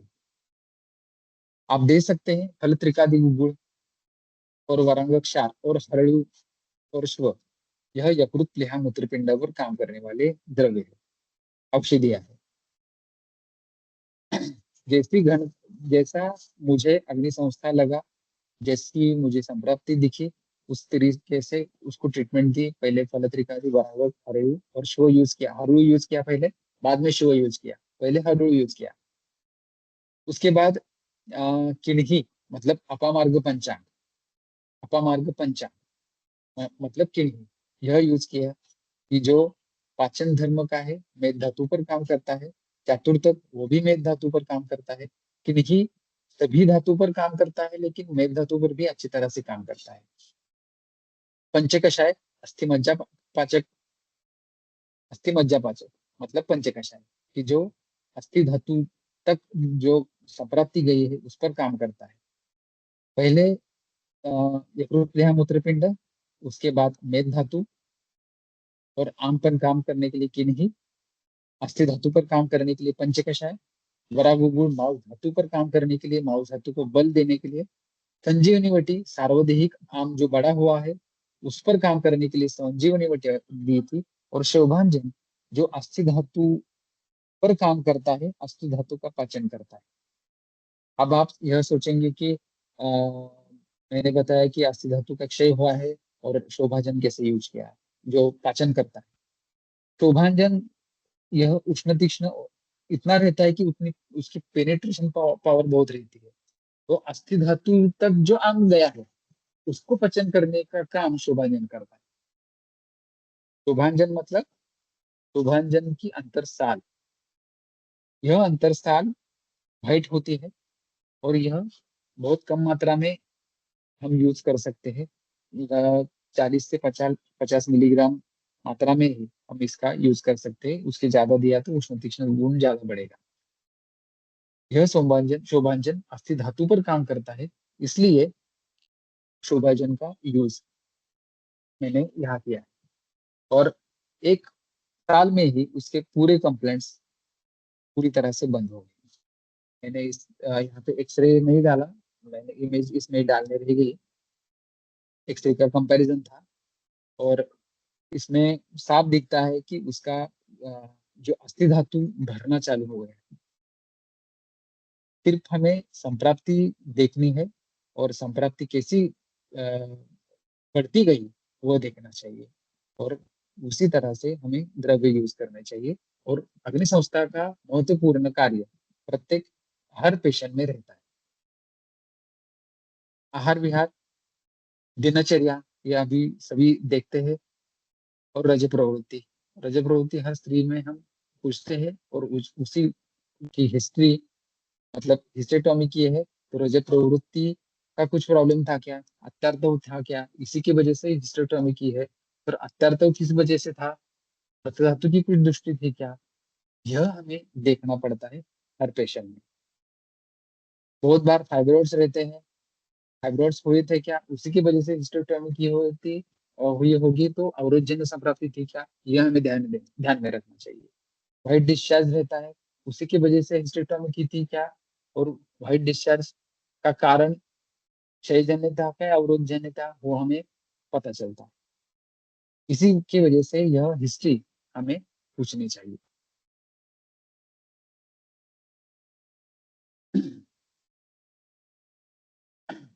यह पेशेंट है कि कोई भी कंप्लेंट नहीं थी, लेकिन उसको बीएसएल मतलब डायबिटीज था।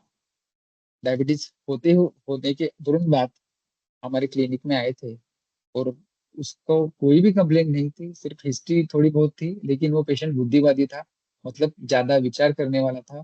उसका हस्बैंड गुजर गया था, इसकी वजह से वो स्ट्रेस में थी, इसकी वजह से उसको ट्रीटमेंट चालू करनी थी। और इसी कारण को ध्यान में रखते हुए मैंने उसको ट्रीटमेंट दी थी और अग्नि संस्था भी देखी थी। और उस अग्नि संस्था को ट्रीट करने के बाद ही हमें अच्छी तरह से रिजल्ट आए।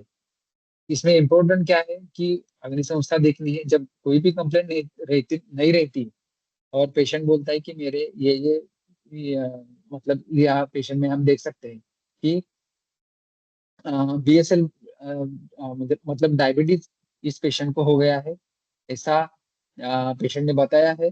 रिपोर्ट ज्यादा है लेकिन रिपोर्ट है लेकिन कंप्लेंट नहीं है। तो इस पेशेंट में हमें अग्नि संस्था ट्रीट करनी है। अग्नि संस्था ट्रीट करते टाइम यकृत प्लीहा मूत्रपिंड देखना है, रक्त धातु पर काम करना है और बुद्धिंद्रिय पर काम करना है। इसमें फलत्रिकादि गुण, लघु सूचक, वरांगक्षार, हरड़ू योग, ज्वरघ्न जो लक्ष्मी नारायण का रहता है, पटोल मतलब रक्तपाचक, जटामांसी, सारस्वतारिष्ट और कलिंगकानी मतलब रसपाचक, यह द्रव्य यूज किए थे। आप बीएसएल की रेंज देख सकते हैं। इसका ट्राइग्लिसराइड भी बढ़ गया था, वो भी कम हो गया था। बीएसएल भी पूरी तरह से नॉर्मल आ गई थी। क्या 5, 6, 7 6 महीने में पूरी तरह से बीएसएल नॉर्मल आ गया था और एचबीएसी पूरी तरह से नॉर्मल हो गया था, सिर्फ अपनी ट्रीटमेंट से। क्या किया, सिर्फ यकृत प्लीहा मूत्रपिंड का काम, यकृत प्लीहा मूत्रपिंड देखा, उस पर ट्रीटमेंट की। और जो बहुत ही कैसा है, जाते जाते बताता हूँ कि यकृत प्लीहा मूत्रपिंड पर काम करने वाले जो बेसिक कल्प है, फलत्रिकादि, वरांगक्षार, हरड़ू, श्व, यह द्रव्य को सपोर्ट इन द्रव्यों को सपोर्ट करने वाले भी जो इस इन कल्पों को सपोर्ट करने वाले जो कल्प है वो जरग्न है, रक्तपाचक है, जटामांसी है, कलिंगक आदि है। मतलब जरग्न मतलब लक्ष्मी नारायण और गिरीश। लक्ष्मी नारायण इसमें भी हमने रस सिंदूर यूज किया है। बहुत ही तेज महाभूत प्रधान यह कल्प है। यह कल्प तेज महाभूत प्रधान होने के बाद कारण बहुत ही उष्ण तीक्ष्ण गुणों का रहता है। और इसी के वजह से जो आम बहुत ही ज्यादा शरीर में बढ़ गया है वह पाचन करने का काम जो कल्प करता है। और वह यकृत प्लीहा मूत्रपिंड पे जो बहुत सा स्ट्रेस आ गया है आम का, वह निकालने का काम भी ज्वर में काम करता है। जो फलत्रिकादि मूत्रपिंड, फलत्रिकादि वरांगक और हर्ल को साइड बाय साइड मदद करता है। सारस्वतारिष्ट भी और जटामांसी भी बुद्धिन्द्रिय पर जो स्ट्रेस हुआ है, वो जो वायु के लहरें जो नीचे आती है और जो यकृत पर हमेशा बम्बार्डिंग उसका रहता है, जब उसका वायु का संचलन ही जटामांसी और सारस्वतारिष्ट से बंद हो जाएगा तो इसकी संप्राप्ति भंग होने में और यकृत लेह मूत्रपिंड के कार्य को अच्छी तरह से बढ़ावा आने के लिए इसका यूज होता है। रसपाचक तो रस धातु पहला है। रस धातु पर काम करने से आगे के धातु अच्छी तरह से उनका काम चलने लगता है। और उस ये काम चलते चलते वह यकृत लेह मूत्रपिंड पर उसको सपोर्ट करता है। इसी के वजह से हम व्याधि को चारों तरफ से घेर लेते हैं और उसका जो भी उसके गुण बढ़ गए हैं उसको कम करने लगते हैं और अच्छी तरह से रिजल्ट हमें आते हैं। सिर्फ हमें ध्यान में रखना चाहिए कि जो आगे की स्लाइड दिखती है आपको, यही हमें ध्यान में रखना चाहिए कि विकारो धातु वैषम्यम धातु साम्यम और रोगता। विकारो धातु वैषम्यम, धातु का विषम गुण, धातु में वैषम्य बढ़ गया तो विकार निर्माण होता है। और धातु में साम्यता रहती है तो धातु में साम्यता आ जाती है तो व्याधि पूरी तरह से जाता है। पंच महाभूतों का शरीर में समतोल निर्माण करना, यही हमारा काम है। मतलब पांचभौतिक चिकित्सा एक सूक्ष्म शोधन प्रकार की चिकित्सा है जो महाभूतों के गुणों का बैलेंस करती है। आप देखिए जो भी हमने ट्रीटमेंट दिए है वह अम्ल क्षार का और महाभूतों का विलीनीकरण और उत्पत्ति यह ध्यान में रखकर किए है।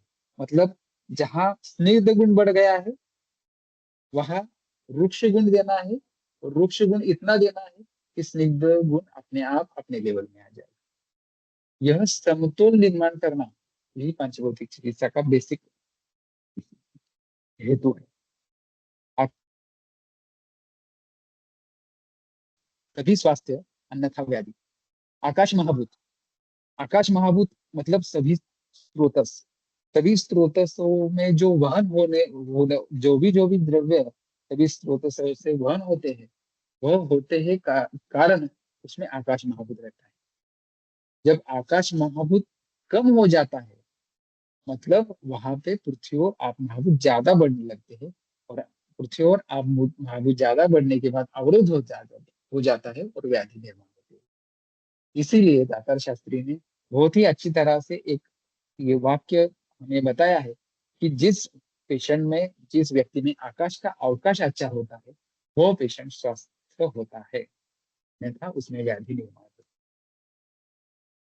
अग्नि संस्था से अग्नि की स्थिति समझ में पड़ती है। घन नाद आते हैं, अवरोधजन्य है। वायवीय नाद, आकाशीय नाद ज्यादा आते हैं। पीड़ना सत्व रहता है तो क्षयजन्य व्याधि रहते हैं। जब पीड़ना सत्व नहीं रहता, आकाशीय नाद रहते हैं तो व्याधि नहीं है, मतलब वो स्वस्थ है। इसमें बहुत डिटेल जा सकते हैं लेकिन इतना टाइम हमें नहीं है, इसका अलग लेक्चर ले सकते हैं। लेकिन अ, अग्नि को समझने के लिए हमें अग्नि संस्था समझनी चाहिए और यह अग्नि समझने के बाद हमें संप्रत्ति अच्छी तरह समझ में जाती है। दोष दुष्य संवर्जना हमें मालूम है। वो हमने पहले ही सीखे हैं।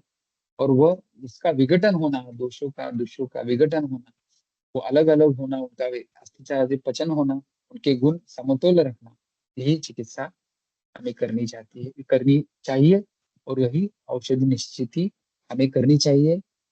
जब हम ये सभी पॉइंट्स सामने रखकर ट्रीटमेंट करते हैं, तभी हम औषध निश्चित कर सकते हैं। जब अग्नि संस्था हम देखते हैं सर, तो दिस इज यकृत। आनंद हियर. सॉरी टू हाँ डिस्टर्ब सर. 5 मिनट और अपने पास है सर. हाँ, हो गए हैं, suggest. 2 he slide. Okay. Sure. Thank you sir. हाँ हाँ, yes। यकृत प्लीहा मूत्रपिंड अग्नि संस्था में से जो भी इन यकृत प्लीहा मूत्रपिंड में से कौन सा भी इंद्रिय दुष्ट होता है, तो इस दुष्टि के कारण जो भी व्याधि निर्माण होते हैं, तो इस दुष्ट या उन व्याधि वो व्याधि कम करने के लिए हमें इसी इंद्रियों पर काम करना पड़ता है। जैसे जब हमें अभी दिखता है बहुत बाहर बाहर अभी दिखता है कि ट्रैवलिंग रहते हैं, ऑफिस में ज्यादा से ज्यादा बैठना पड़ता है, उठने के लिए टाइम नहीं मिलता। इसलिए जो अधारणीय वेग बताए हैं, मतलब मूत्र, यह अधारणीय वेग बहुत बार पेशेंट उदाहरण करते हैं में दिखता है। तो वहां पे मूत्र वेगा का धारण किया, तो उसका परिणाम हमारे शरीर पर होकर मूत्रपिंड पर उसका परिणाम होता है। और आज जब हम उदर परीक्षण करते हैं तो मूत्रपिंड पर पहले ज्यादा पीड़नास्पद दिखता है। इसलिए हमें ट्रीटमेंट मूत्रपिंड पर चालू करनी चाहिए। ऐसा दिशा दर्शक यकृत प्लीहा मूत्रपिंड है और अग्नि संस्था है। इसलिए यह ध्यान में रखना चाहिए कि कौन सा इंद्रिय पहले दुष्ट हुआ है और उसकी ट्रीटमेंट पहले करनी चाहिए। अग्नि संदूषण होने के बाद, मतलब अग्नि संस्था ट्रीट होने के बाद, और अवयव के अनुसार, महाभूत के अनुसार, धातु के अनुसार रसायन द्रव्य निश्चित करना चाहिए। रसायन द्रव्य में हम विद्रुम किट्ट, मंडूर, शतावरी या बल्लयोग, मेदोपाचक, फिर पाचक में से हम अस्थि मज्जा पाचक रसायन के रूप से यूज कर सकते हैं। बाकी पाचक के पाचन के रूप में ही यूज कर सकते हैं, उनका रसायन यूज नहीं हो सकता। सिर्फ जो अस्थि मज्जा पाचक है, वह अस्थि का पाचन भी करता है और अस्थि को पोषण भी करता है। ये ध्यान में रखना चाहिए। जब उससे हमें पोषण करवाना हो तो उसका अनुपान घृत देना चाहिए, और जब उसका पाचन करना हो तो गर्म पानी के साथ हम अस्थि मज्जा पाचक दे सकते हैं। इसी प्रकार धातु के लिए हम रसायन इस प्रकार यूज कर सकते हैं। तो इस प्रकार हम चिकित्सा सूत्र क्या बोल सकते हैं, चिकित्सा सूत्र दाता शास्त्री ने हमें क्या बताया है। तो व्याधि निर्मिति की कारण परक और व्याधि स्वरूप देखिए। हमने जो एक्सप्लेन किया, कारण परंपरा पहले देखनी चाहिए और व्याधि का स्वरूप कितना है वो देखनी चाहिए। व्याधि ने शरीर पर किया परिणाम देखना चाहिए। जब हमारे पास अत्याचार की केस इमरजेंसी में आती है, तब हम उस टाइम उसका शरीर पर होने वाला परिणाम पहले देखना चाहिए। कारण परंपरा भी देखनी चाहिए, लेकिन व्याधि का स्वरूप तीव्र है और उसका शरीर पर परिणाम भी जल्दी से होने वाला है, इसलिए उसका अत्यार तो स्टॉप करना है। इसलिए हमें गिरिज जम्बूकांति हर 1 घंटे में देना चाहिए। मैंने दिया है पेशेंट को, और शाम तक ब्लीडिंग 50-60%, कई पेशेंट में 75% भी ब्लीडिंग कम हो जाता है। लेकिन लेकिन हमें यह देखना चाहिए कि उस व्याधि का स्वरूप कैसा है। गिरिज और जम्बूकांति 1-1 घंटे के बाद आप देंगे तो बहुत अच्छी तरह से ब्लीडिंग पूरी तरह से कम हो जाता है, बहुत से भी फास्ट कम हो जाता है, ये मैं गारंटी देता हूँ। इसलिए हमें परिणाम देखना चाहिए और व्याधि का स्वरूप देखना चाहिए। व्याधि प्रभाव से जर्जर हुए शरीर पर आई हुई मंदता देखनी चाहिए। अतिरिक्त ब्लीडिंग होने के बाद शरीर थक जाता है, ये मंदता भी हमें देखनी चाहिए। और औषधि योजना कैसी करनी चाहिए ये देखना चाहिए। और इसी से शरीर को स्थिरता आती है। शरीर को स्थिरता आने के लिए औषधि योजना, ये एक मैंने उदाहरण दिया। सभी व्याधि में हमें ऐसा ही विचार करना है। एक दो ही केस है, एक्यूट पैनक्रेटाइटिस की केस थी। इसके इसमें हिस्ट्री थी कि स्टेरॉइड की इंजेक्शन हाइट बढ़ाने के लिए दी थी, और इस इंजेक्शन के वजह से पैनक्रेटाइटिस उस पेशेंट को बैठा था। और पैनक्रेटाइटिस मेरे पास आने के बाद 21 तारीख को मेरे पास आए थे। सेरम अमाइलेज और सेरम लाइपेज देख रहे हैं आप, 300 और 1292 था। और 4 दिन के ट्रीटमेंट से ही वो कम हो गए। सिर्फ रक्त धातु की और अग्नि संस्था की ट्रीटमेंट की थी। यह डायबिटिक फूड का पेशेंट था। डायबिटिक फूड के पेशेंट में मैंने क्या दिया था, मैंने व्याधि अवस्था हमें देखना चाहिए। मैंने बताया कि इस अवस्था में हमने हरियोग, कंकण मारिता वृक्ष, श्व और पटल शोभांजन यह द्रव्य दिए थे, लेकिन वो दिन में 6 बार दिए थे। और 6 बार देने के बाद 8, 9, 10, 11 4 दिन में ही इसका जो पोस्टीरियर टिबियल आर्टरी का फ्लो था, जो रिड्यूस हो गया था, वो नॉर्मल हो गया। व्याधि की अवस्था देखनी चाहिए और व्याधि की तीव्रता देखकर हमें ट्रीटमेंट देनी चाहिए। और उसी पेशेंट का ये क्रिएटिनिन, ब्लड यूरिया और ब्लड यूरिया नाइट्रोजन, यह लेवल इस प्रकार कम होता गया 5 दिन में ही, 5-6 दिन में ही यह नॉर्मल हो गया। तो जाते जाते एक बहुत ही महत्वपूर्ण यह ओवी है, मराठी है, बलाढ्य अथवा लहान, व्याधी असो कितीही महान, आपुले विचारधन भक्कम असावे। आपके सामने हुआ आया हुआ पेशेंट कितना भी बड़ा व्याधि लेके आया हो, कितना भी बड़ा हो, कितना भी छोटा हो, तो उसको कम करने के लिए हमारा विचार धन, मतलब हमारा थॉट प्रोसेस इतना अच्छा और भक्कम होना चाहिए, इतना दृढ़ होना चाहिए कि वो व्याधि अच्छी तरह से हम ट्रीट कर सके। हमारा विचार धन सबसे महत्वपूर्ण है। तो यह सब लेक्चर मैं अपने गुरु जी के चरणों में अर्पण करता हूँ। पुढले भांडार धन्याचा हा माल मी तो हमाल भारव आहे।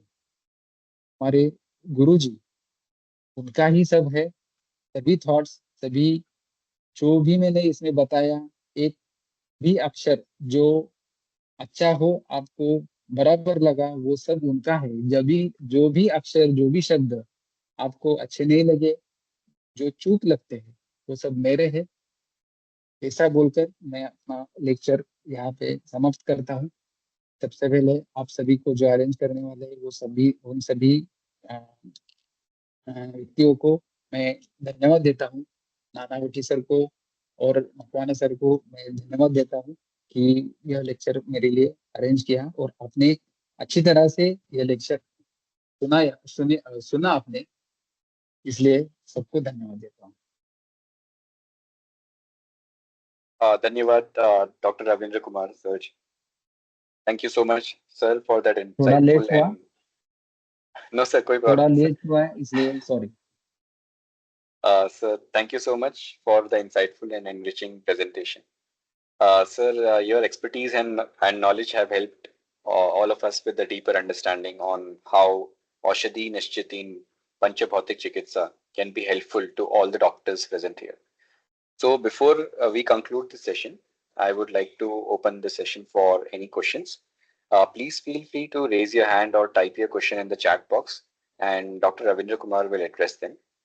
The Q&A is hosted by and managed by Dr. Snehal Makwana. Dr. Snehal? Good evening, everyone.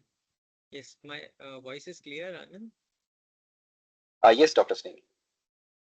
Okay. Good evening, everyone. Ravindra ji, doctor sir, बहुत ही अच्छा, बहुत ही बढ़िया लेक्चर था। जैसे हमारी बात हुई थी कि पंचभौतिक चिकित्सा इतना वास्ट सब्जेक्ट है, एक डेढ़ घंटे में समझाने लायक नहीं है, लेकिन फिर भी आपने इसको बहुत ही सिंप्लीफाई करके समझाया कि इसमें से जो भी सारी चीजें आपने बताई, उसमें से कुछ तो एटलीस्ट हम कल से क्लिनिक में लागू करना शुरू कर ही सकते हैं, फॉर श्योर। बहुत ही बढ़िया लेक्चर था। किसी को भी कुछ डाउट्स है, क्वेश्चन है, क्वेरीज है, please put it in the chat box और रेज योर हैंड, हम उसको एड्रेस करेंगे। तब तक सर एक क्वेरी है डॉक्टर हर्षदा की, औषधि हाँ, काल, मात्रा और अनुपान को एक्सप्लेन करें। इसको एक लेक्चर लगेगा। बहुत ही अलग टाइप का औषध सेवन काल और मात्रा और अनुपान का एक्सप्लेनेशन है। औषध सेवन काल में हम अ, एक 2 मिनट में एक्सप्लेन करता हूँ। औषध सेवन काल हम सुबह 6, 10 बजे, 2 बजे और शाम को 6 बजे, व्यानोदान दोपहर और रात का खाने के बाद, समान काल खाना खाने के बीच में, खाना खाने के पहले मतलब अपान काल, स्वप्न काल, इस प्रकार से हम औषध सेवन काल देते हैं। औषध सेवन काल का बेसिक उद्देश्य यही है कि हमें पता है कि दिन में वात पित्त कफ का दिन में एक्टिविटीज कैसा रहता है। सुबह 6 से 10 बजे तक कफ रहता है, 10 से 2 पित्त रहता है, 2 से 6 वात रहता है, और वैसा ही रात के टाइम में रहता है। जब हमें कफ कब्र काम करना है, कफ कब्र काम करना है, वहां हम सुबह 6 बजे, और यकृत पर काम करना है हमें, वही वहां भी हम सुबह 6 बजे औषध देते हैं। जब पित्त पर काम करना है तब 10 और 2 बजे देते हैं। वात पर काम करना है तब हम 2 और 6 बजे देते हैं। यकृत यकृत मूत्रपिंड को ध्यान में रखकर हम इस 6, 10, 2 और 6 के औषध सेवन काल का यूज करते हैं। यह बेसिक यूज करते हैं। और व्यानोदान, व्यान व्यान काल पर काम करना है, व्यान वायु पर काम करना है तो व्यान काल पर औषध देते हैं। यही बेसिक औषध सेवन काल हम यूज करते हैं। बाकी एक्सप्लेन करना बहुत देर लगेगा, लेकिन बेसिक तो अभी मैं ऐसा बता सकता हूँ। इतना ही मैं बता सकता हूँ अभी। Anand, there is a hand raise from one of the doctor. Can you allow that doctor to unmute the mic? Yes, Dr. Snell. Dr. Snell, I have allowed Ved Kimaya to unmute their mic. Yes. Dr. Kimia, you can go ahead. Sir, अश्मरी के patient को emergency में कैसा पांचभौतिक सही करेंगे? अश्मरी के patient को अश्विनी के पेशेंट को हम जो सद्यो स्नेह देते हैं, मतलब सबसे पहले गर्म पानी, थोड़ा गर्म पानी, आधी वाटी गर्म पानी, उसमें सैंधव नमक और ये मिक्स करके हम पीने के लिए देते हैं मुर्मू, या 2-2 घंटे के बाद। और उसके साथ ही हरुड़ू और श्व दोनों द्रव्य 1-1 घंटे में दे सकते हैं। इसके वजह से पेन कम हो जाता है, और जो मूत्राशमरी है वो थोड़ा थोड़ा आगे जाता है। कम साइज में होगा तो वो पड़ भी सकता है। मेरे पास 12 mm का जो मूत्राशमरी है वो 3 दिन में पड़ा हुआ था। ट्रीटमेंट इमरजेंसी में ऐसी ही दी थी, हर रोज वो 2-2 घंटे के बाद। इसके साथ हम एलादी यूज कर सकते हैं और वरागुगुड़ यूज कर सकते हैं, जो मसल रिलैक्सन जैसे काम करता है, और एलादी मूत्राशमरी को भेदन काम करने के लिए यूज होता है। धान्य जल भी यूज कर सकते हैं उसमें ना? उसके साथ हाँ? धान्य जल, धान्य जल। धान्य जल यूज, हाँ यूज कर सकते हैं ना। ओके। और सर दोनों इनकी श्व और ये हरु दोनों एक साथ में देने का है या एक इनकी नहीं, एक कैसे? एक साथ, एक घंटे बाद एक हर एक बार, उसके 1 घंटे बाद सुबह, उसके एक बाद हर ऐसा। ओके सर, आपसे और अगर हमें सीखना है तो सीख सकते हैं कैसे हैं कि आप कोई ऐसा ऑनलाइन लेते हैं कुछ, सर ने या इंट्रोड्यूस फिर किया आपका? था, हाँ ओके सर। ज्ञान यज्ञ रहता है हमारी फार्मेसी की तरफ से। सर जैसे अभी फ्री में लेक्चर लेते हैं, ज्ञान दान करते हैं, वैसे ही हम ज्ञान यज्ञ हमारा लेक्चर सीरीज रहता है, उसमें आप एनरोल हो सकते हैं। वो भी फ्री रहता है और हर महीने उसमें लेक्चर्स रहते हैं। सर आपका कांटेक्ट नंबर सर ये कर सकते हैं अगर पेशेंट को ये ऐसा रिफर करना है तो? हाँ, ले सकते हैं ना। बताओ मेरा कॉन्टेक्ट नंबर। हाँ सर बताएंगे सर तो अच्छा रहेगा। 94 सर मैं आपका कॉन्टेक्ट नंबर चैट में डाल सकता हूँ? हाँ ठीक है, डालिए, कुछ प्रॉब्लम नहीं। या okay okay, thank you sir. Sir इसी क्वेश्चन को शायद कंटिन्यूएशन में डॉक्टर हर्षदा ने मात्रा पूछी है हल्लू और श्लो की। हरड़ूर शुगर की मात्रा 60 मिलीग्राम से 60-70 मिलीग्राम रहती है शुगर की। हरड़ूर की मात्रा 50 मिलीग्राम ही रहती है वन टाइम की। सो नेक्स्ट क्वेश्चन है female patient menopausal and explain the treatment of abdominal adhesion with constipation, severe constipation with a history of IBD and obesity in 55-year-old menopausal female. Constipation बहुत दिनों पहले हो गया होगा, इसीलिए ही वो। और ओबेसिटी जो है, ओबेसिटी रजोनिवृत्ति के बाद है क्या?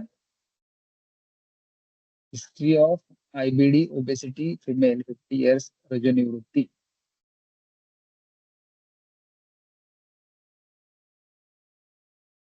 मुझे ये सर ओबेसिटी रजोनिवृत्ति के बाद ही है। डॉक्टर सुची रजोनिवृत्ति के बाद हो गई है।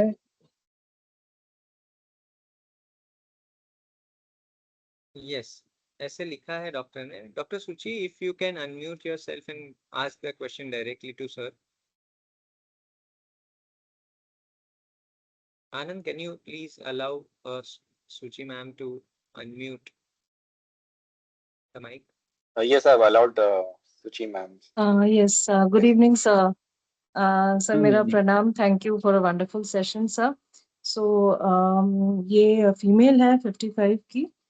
She has had severe constipation like you, जैसे आपने कहा, she has had severe constipation since the age of maybe 20-25, and she has regularly been taken laxatives like Kayam Churna, you know, over-the-counter medications, and she recently had a whole abdominal USG done. So she approached me with the thing that she has severe constipation and something powerful enough in, you know, Ayurveda to help, ease. And she has had a history of gastritis, bloating, belching. And then it came out that she has adhesions with the uterine wall and the abdominal wall.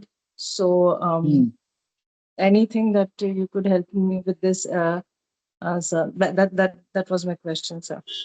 And she's obese. She's around 78. She's 5 foot, and she's around 87 kilograms, and she's around 5 foot. And yeah, yes, sir. उनको PCOD वगैरह कुछ था? Sorry, sir, I beg your pardon, sir. PCOD नहीं, ऐसा कोई history नहीं था. ऐसा हिस्ट्री नहीं, पीसीओडी का हिस्ट्री नहीं था. ओके, लैप्रोस्कोपी वगैरह कोई ऑपरेशन वगैरह हुआ था पहले ऐसा? I am not sure. वो तो मैंने हिस्ट्री में मोस्टली नहीं था, because I did take a detailed case history. She has had 2 full-term LSCS, but no history of ligation or anything like that. And LSCS का हिस्ट्री है क्या? हाँ, कॉन्स्टिपेशन का हिस्ट्री बहुत पुराना है. एंड LSCS गैस्ट्रो LSCS का history है. हाँ, बराबर. ये एडिशन शायद उसी की वजह से हुए होंगे. बहुत बार कैसा रहता है कि अपान कक्षा में डिस्टर्ब किए हुए जो भी ऑपरेशंस रहते हैं, बहुत बार पीसीओडी में पीसीओडी में लैप्रोस्कोपी करते हैं. बहुत बार LSCS होने के बाद भी वहाँ अपान दृष्टि होने के कारण एडिशंस बहुत से पेशेंट में होते हैं अपान दृष्टि के कारण. और यूटेरस को दिखते हैं. मेरे पास भी बहुत वैसे पेशेंट थे. हिस्ट्री उसमें ऐसे ही कुछ रहती है. और बहुत बार बासी खाना जो रहता है, स्टील फूड, और जो भी अवरोध जन्य जो आहार रहता है, उसका भी उसमें हिस्ट्री रहती है उसमें. तो एडिशंस कम करने में बहुत दिक्कत रहती है हमें, क्योंकि एडिशंस जो इतना स्ट्रॉन्ग आर्म रहता है उसमें, पृथ्वी महाभूत का कठिन गुण इतना रहता है कि वो कठिन गुण पचाने के लिए हमारे द्रव्य उतना काम नहीं करते, क्योंकि पेशेंट का लाइफस्टाइल, पेशेंट का जो अदर जो एक्टिविटीज रहते हैं, दिनचर्या रहती है, आहार विहार रहता है, हाँ वह आहार वो भी विहार उस पृथ्वी, हाँ, वो उसको अलाउ नहीं करता कि इतना यस हमारे द्रव्य यस पचन कर सके। यस इसलिए एडिशन कम करने के लिए हम इतना गारंटी नहीं दे सकते इस पेशेंट में। हम्म। तो सर उनका जो अपान वायु का जो जो उनके पेट में मतलब बहुत ज्यादा ही आत्मान है, मतलब हर टमी इज बड़ा, लाइक अ ब्लोटेड बलून. So हाँ हाँ हाँ। she's in constant unease, means she's constantly in a. तो उसके लिए कुछ या बस्ती छोड़ के मतलब ऐसे पंचकर्मा कर सकते हैं क्या, बस्ती कर सकते हैं उनमें?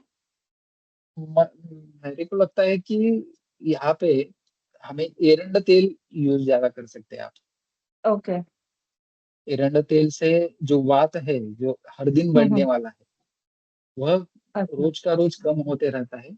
और अपान और आंत्र जो है, जो अच्छी तरह से रहते हैं, अपान वायु का अनुलोमन रोज का रोज अच्छी तरह से होता जाएगा। और साइड बाय साइड जो आपकी ट्रीटमेंट रहेगी वो आप चालू कर सकते हैं, लेकिन एरंड ओके. तेल का यूज यहाँ पे अच्छी तरह से हो सकता है। All right sir. All right. और साइड बाय साइड आप बस्ती भी यूज कर सकती है। आपके जो अधिकार है, जिस द्रव्य का अधिकार जिस पद्धति से है, उस तरीके से बस्ती आप यूज कर सकते हैं। All right. All right sir. All right. So thank you so much sir. Wonderful lecture sir. Thank you so much. Yes, thank you. Sir एक सवाल था कि अगर सर सॉरी, एक सवाल था कि अगर यकृत पे घननाद है और प्लीहा पे अगर आकाशीय है, तो फिर वहां पे थोड़ा कंफ्यूजन हो जाता है कि अपतर्पण है कि संतर्पण है, तो उस स्थिति में क्या समझना है? कैसा है, यकृत प्लीहा मूत्रपिंड का परीक्षण मैंने सेकंड लास्ट स्लाइड ही थी कि किस इंद्रिय का, किस इंद्रिय की दृष्टि पहले हुई है, किस इंद्रिय की हमें चिकित्सा पहले करनी चाहिए, यह हमें देखना चाहिए। आपको दिख रहा है ना कि यकृत पर घनता है, उस टाइम हमें यकृत पर काम करना चाहिए। यकृत पर आप फल इत्यादि दे सकते हैं। प्लीहा पर घनता नहीं है ना, आप प्लीहे को छोड़ दो, प्लीहे की दवाई देनी ही नहीं चाहिए, नहीं दे सकते आप, नहीं दिया तो भी चलता है। यकृत पर काम करना चाहिए और मूत्रपिंड पर काम करना चाहिए। बहुत से पेशेंट में हमें ऐसा करना पड़ता है कि भरण और उत्सर्जन, मतलब मशीन रहती है ना, कोई भी मशीन, हमें जो रॉ मटेरियल डालना है वो अच्छी तरह से डाला तो एंड प्रोडक्ट अच्छी तरह से निकलेगा। वैसा ही यहाँ भरण और उत्सर्जन जब अच्छा रहेगा तो पोषण अच्छा रहेगा। तो पहले ही ट्रीटमेंट में, पहले ही बार हमें देह पर ट्रीटमेंट करनी चाहिए, ऐसा कुछ भी नहीं। पहले हम यकृत पर, आपको दिखती है ना घनता यकृत पर, आप यकृत पर काम कीजिए, उस साइमल्टेनियसली मूत्रपिंड पर काम कीजिए। प्लीहे पर दवाई पहले ही देनी चाहिए, ऐसा कुछ नहीं। जब आप यकृत और प्लीहे की ट्रीटमेंट करना चालू करते हैं, तब बहुत बार ऐसा होता है कि जो ब्लड में बढ़ गया होगा, जो मूत्रपिंड से नहीं निकला लेकिन यकृत से थोड़ा बहुत तैयार होता है, वो थोड़ा बहुत आपको प्लीहे में दिखेगा, घनता थोड़ी बहुत उसमें दिखेगी। तब आप 1-2 हफ्ते वरांगक्षार जैसा विकल्प यूज कर सकते हैं। इसलिए पहले आपको यहाँ पे, आपने जो बताया वहां पे यकृत पे ही पहले काम करना चाहिए। उल्टा दिखा, जब आपको यकृत आकाशीय दिखा, फिर और प्लीहा घन दिखी, तो उस पेशेंट को पहले सिर्फ मूत्रपिंड पर दवाई दीजिए। मैंने दातार शास्त्री का उदाहरण दिया, मूत्रपिंड की दवाई दीजिए, मूत्रपिंड से उत्सर्जन जो विष द्रव्य है वो उत्सर्जित कीजिए। 1 हफ्ते के बाद उसको बुलाइए और फिर उदर परीक्षण खाली पेट कीजिए, आपको वहां पे भी कुछ दृष्टि दिखाई देगी। कंफ्यूजन जब जहां आपको दिख रहा है ना, जब मूत्रपिंड पर दवाई देकर हफ्ते के बाद उसको बुलाइए, कुछ ना कुछ कंप्लेन कम होगी और आपको अग्नि संस्था अच्छी तरह से दिखेगी। हाँ सर, क्योंकि जब आकाशीय नाद यहाँ पे आते हैं तो हमें लगता है कि रजनी योग कैसे देना, अगर इस पे आ रहा है कि घननाद, तो हाँ हाँ, तो आप, हाँ हाँ, थैंक यू सर। रोजनी योग नहीं अच्छा, देना चाहिए। हाँ अवरोधजन्य नहीं आपको वही तो, दिखता है ना, हाँ, हाँ समझ में आया, थैंक यू सर। आया ना, हाँ, ओके, सर, हाँ सर, पूछना था एक शॉर्ट में। हाँ, यस सर, एक मिनट में इंटरप्ट करूंगा। कंसिडरिंग एवरीवनस टाइम, हम टाइम बाउंड है, तो लास्ट एक क्वेश्चन लेके हम सेशन क्लोज करेंगे सर। ठीक है सर। सर हाँ sir sir, go ahead. Constipation के बारे में जो मॉडर्न टर्म है, तो आपने व्याख्याता जो रहते हैं आपके जैसे, तो वो बहुत बार कॉन्स्टिपेशन तीन तरह से आयुर्वेद में डिस्क्राइब किया हुआ ऐसा टर्म्स है, जो एक तो मलावरोध है, मलविबंध और मलावष्टंभ। तो इसमें तीन में कुछ ऐसा आयुर्वेद के अनुसार कुछ अलग उससे अपना जानकारी मिल सकती है कि पर्टिकुलर कैसे? मैंने उस पर नहीं ज्यादा काम किया है। टिपिकल मेरी पद्धति से क्वेश्चन पूछता हूँ। आपको मल को सामता है, मतलब शरीर जब आप मल प्रवृत्ति करते हैं तो मल पानी में डूबता है या ऊपर रहता है, ये सबसे पहला क्वेश्चन रहता है। मलावष्टंभ रहेगा, मतलब उसमें वायु के गुण ज्यादा रहेंगे तो अवष्टंभ रहेगा। कड़कपना उसमें रहेगा, कठिनपना रहेगा, कठिन गुण उसमें रहेगा और वो हल्का रहेगा तो ऊपर पानी में डूबेगा नहीं, वहां ऊपर रहेगा। और जब सामता रहेगी वो तो डूब जाएगा। द्रवमल रहता है क्या या सेमी सॉलिड रहता है, ये बेसिक क्वेश्चन 3-4 ही मैं पूछता हूँ। बाकी वो अवस्टंभ है या वैसा कुछ है, मैं उसमें डिफरेंशिएशन ज्यादा करने नहीं जाता, क्योंकि मैंने पहले ही बताया कि गुणों का हमें पता चलना चाहिए। वो हम उसको नॉमेनक्लेचर नहीं, मैं क्या करता हूँ, उसको नॉमेनक्लेचर नहीं देता कि ये अवस्टंभ है या विबंध है।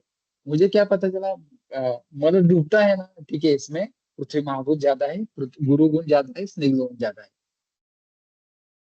यह ध्यान में दिया तो हमें इसमें डिफरेंशिएशन नहीं करना पड़ेगा। हमें गुण पता चला तो हमें ट्रीटमेंट देने के लिए अच्छा हो जाएगा। Clear clear. Yes yes, okay.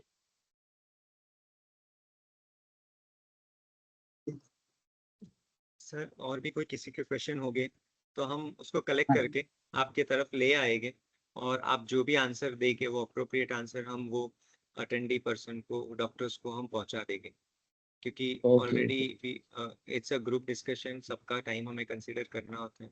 So with your permission and doctor Anand sir's permission, I'll request everybody that we are closing the question answer. Yes, yes. Anand, you can take over. Yeah, sure. Thanks a lot, Dr. Sneh. Thank you, sir, for such an enriching Q&A session. So with this, I'm going to thank everyone here for your active participation in all the engaging questions. We hope you found the session very valuable and informative. Once again, a very big thanks to Dr. Ravindra Kumar Mane for sharing his expertise with us today, and thanks to all the participants for joining us. We look forward to seeing you all in our next Gyanvardhini session, which is scheduled on 24th of June 2026. We shall be sharing this update in our spam-free Gyanvardhini WhatsApp community group as well. Please join our Gyanvardhini WhatsApp community group, for which the link has been posted in the chat. And also you can refer to all our earlier webinars on our YouTube channel, for which the link also has been posted in our chat. And thanks again to all of you, and we'll be closing the session now. Wish you all have a wonderful evening. Thank you, sir. Thank you very much. Good evening and good night.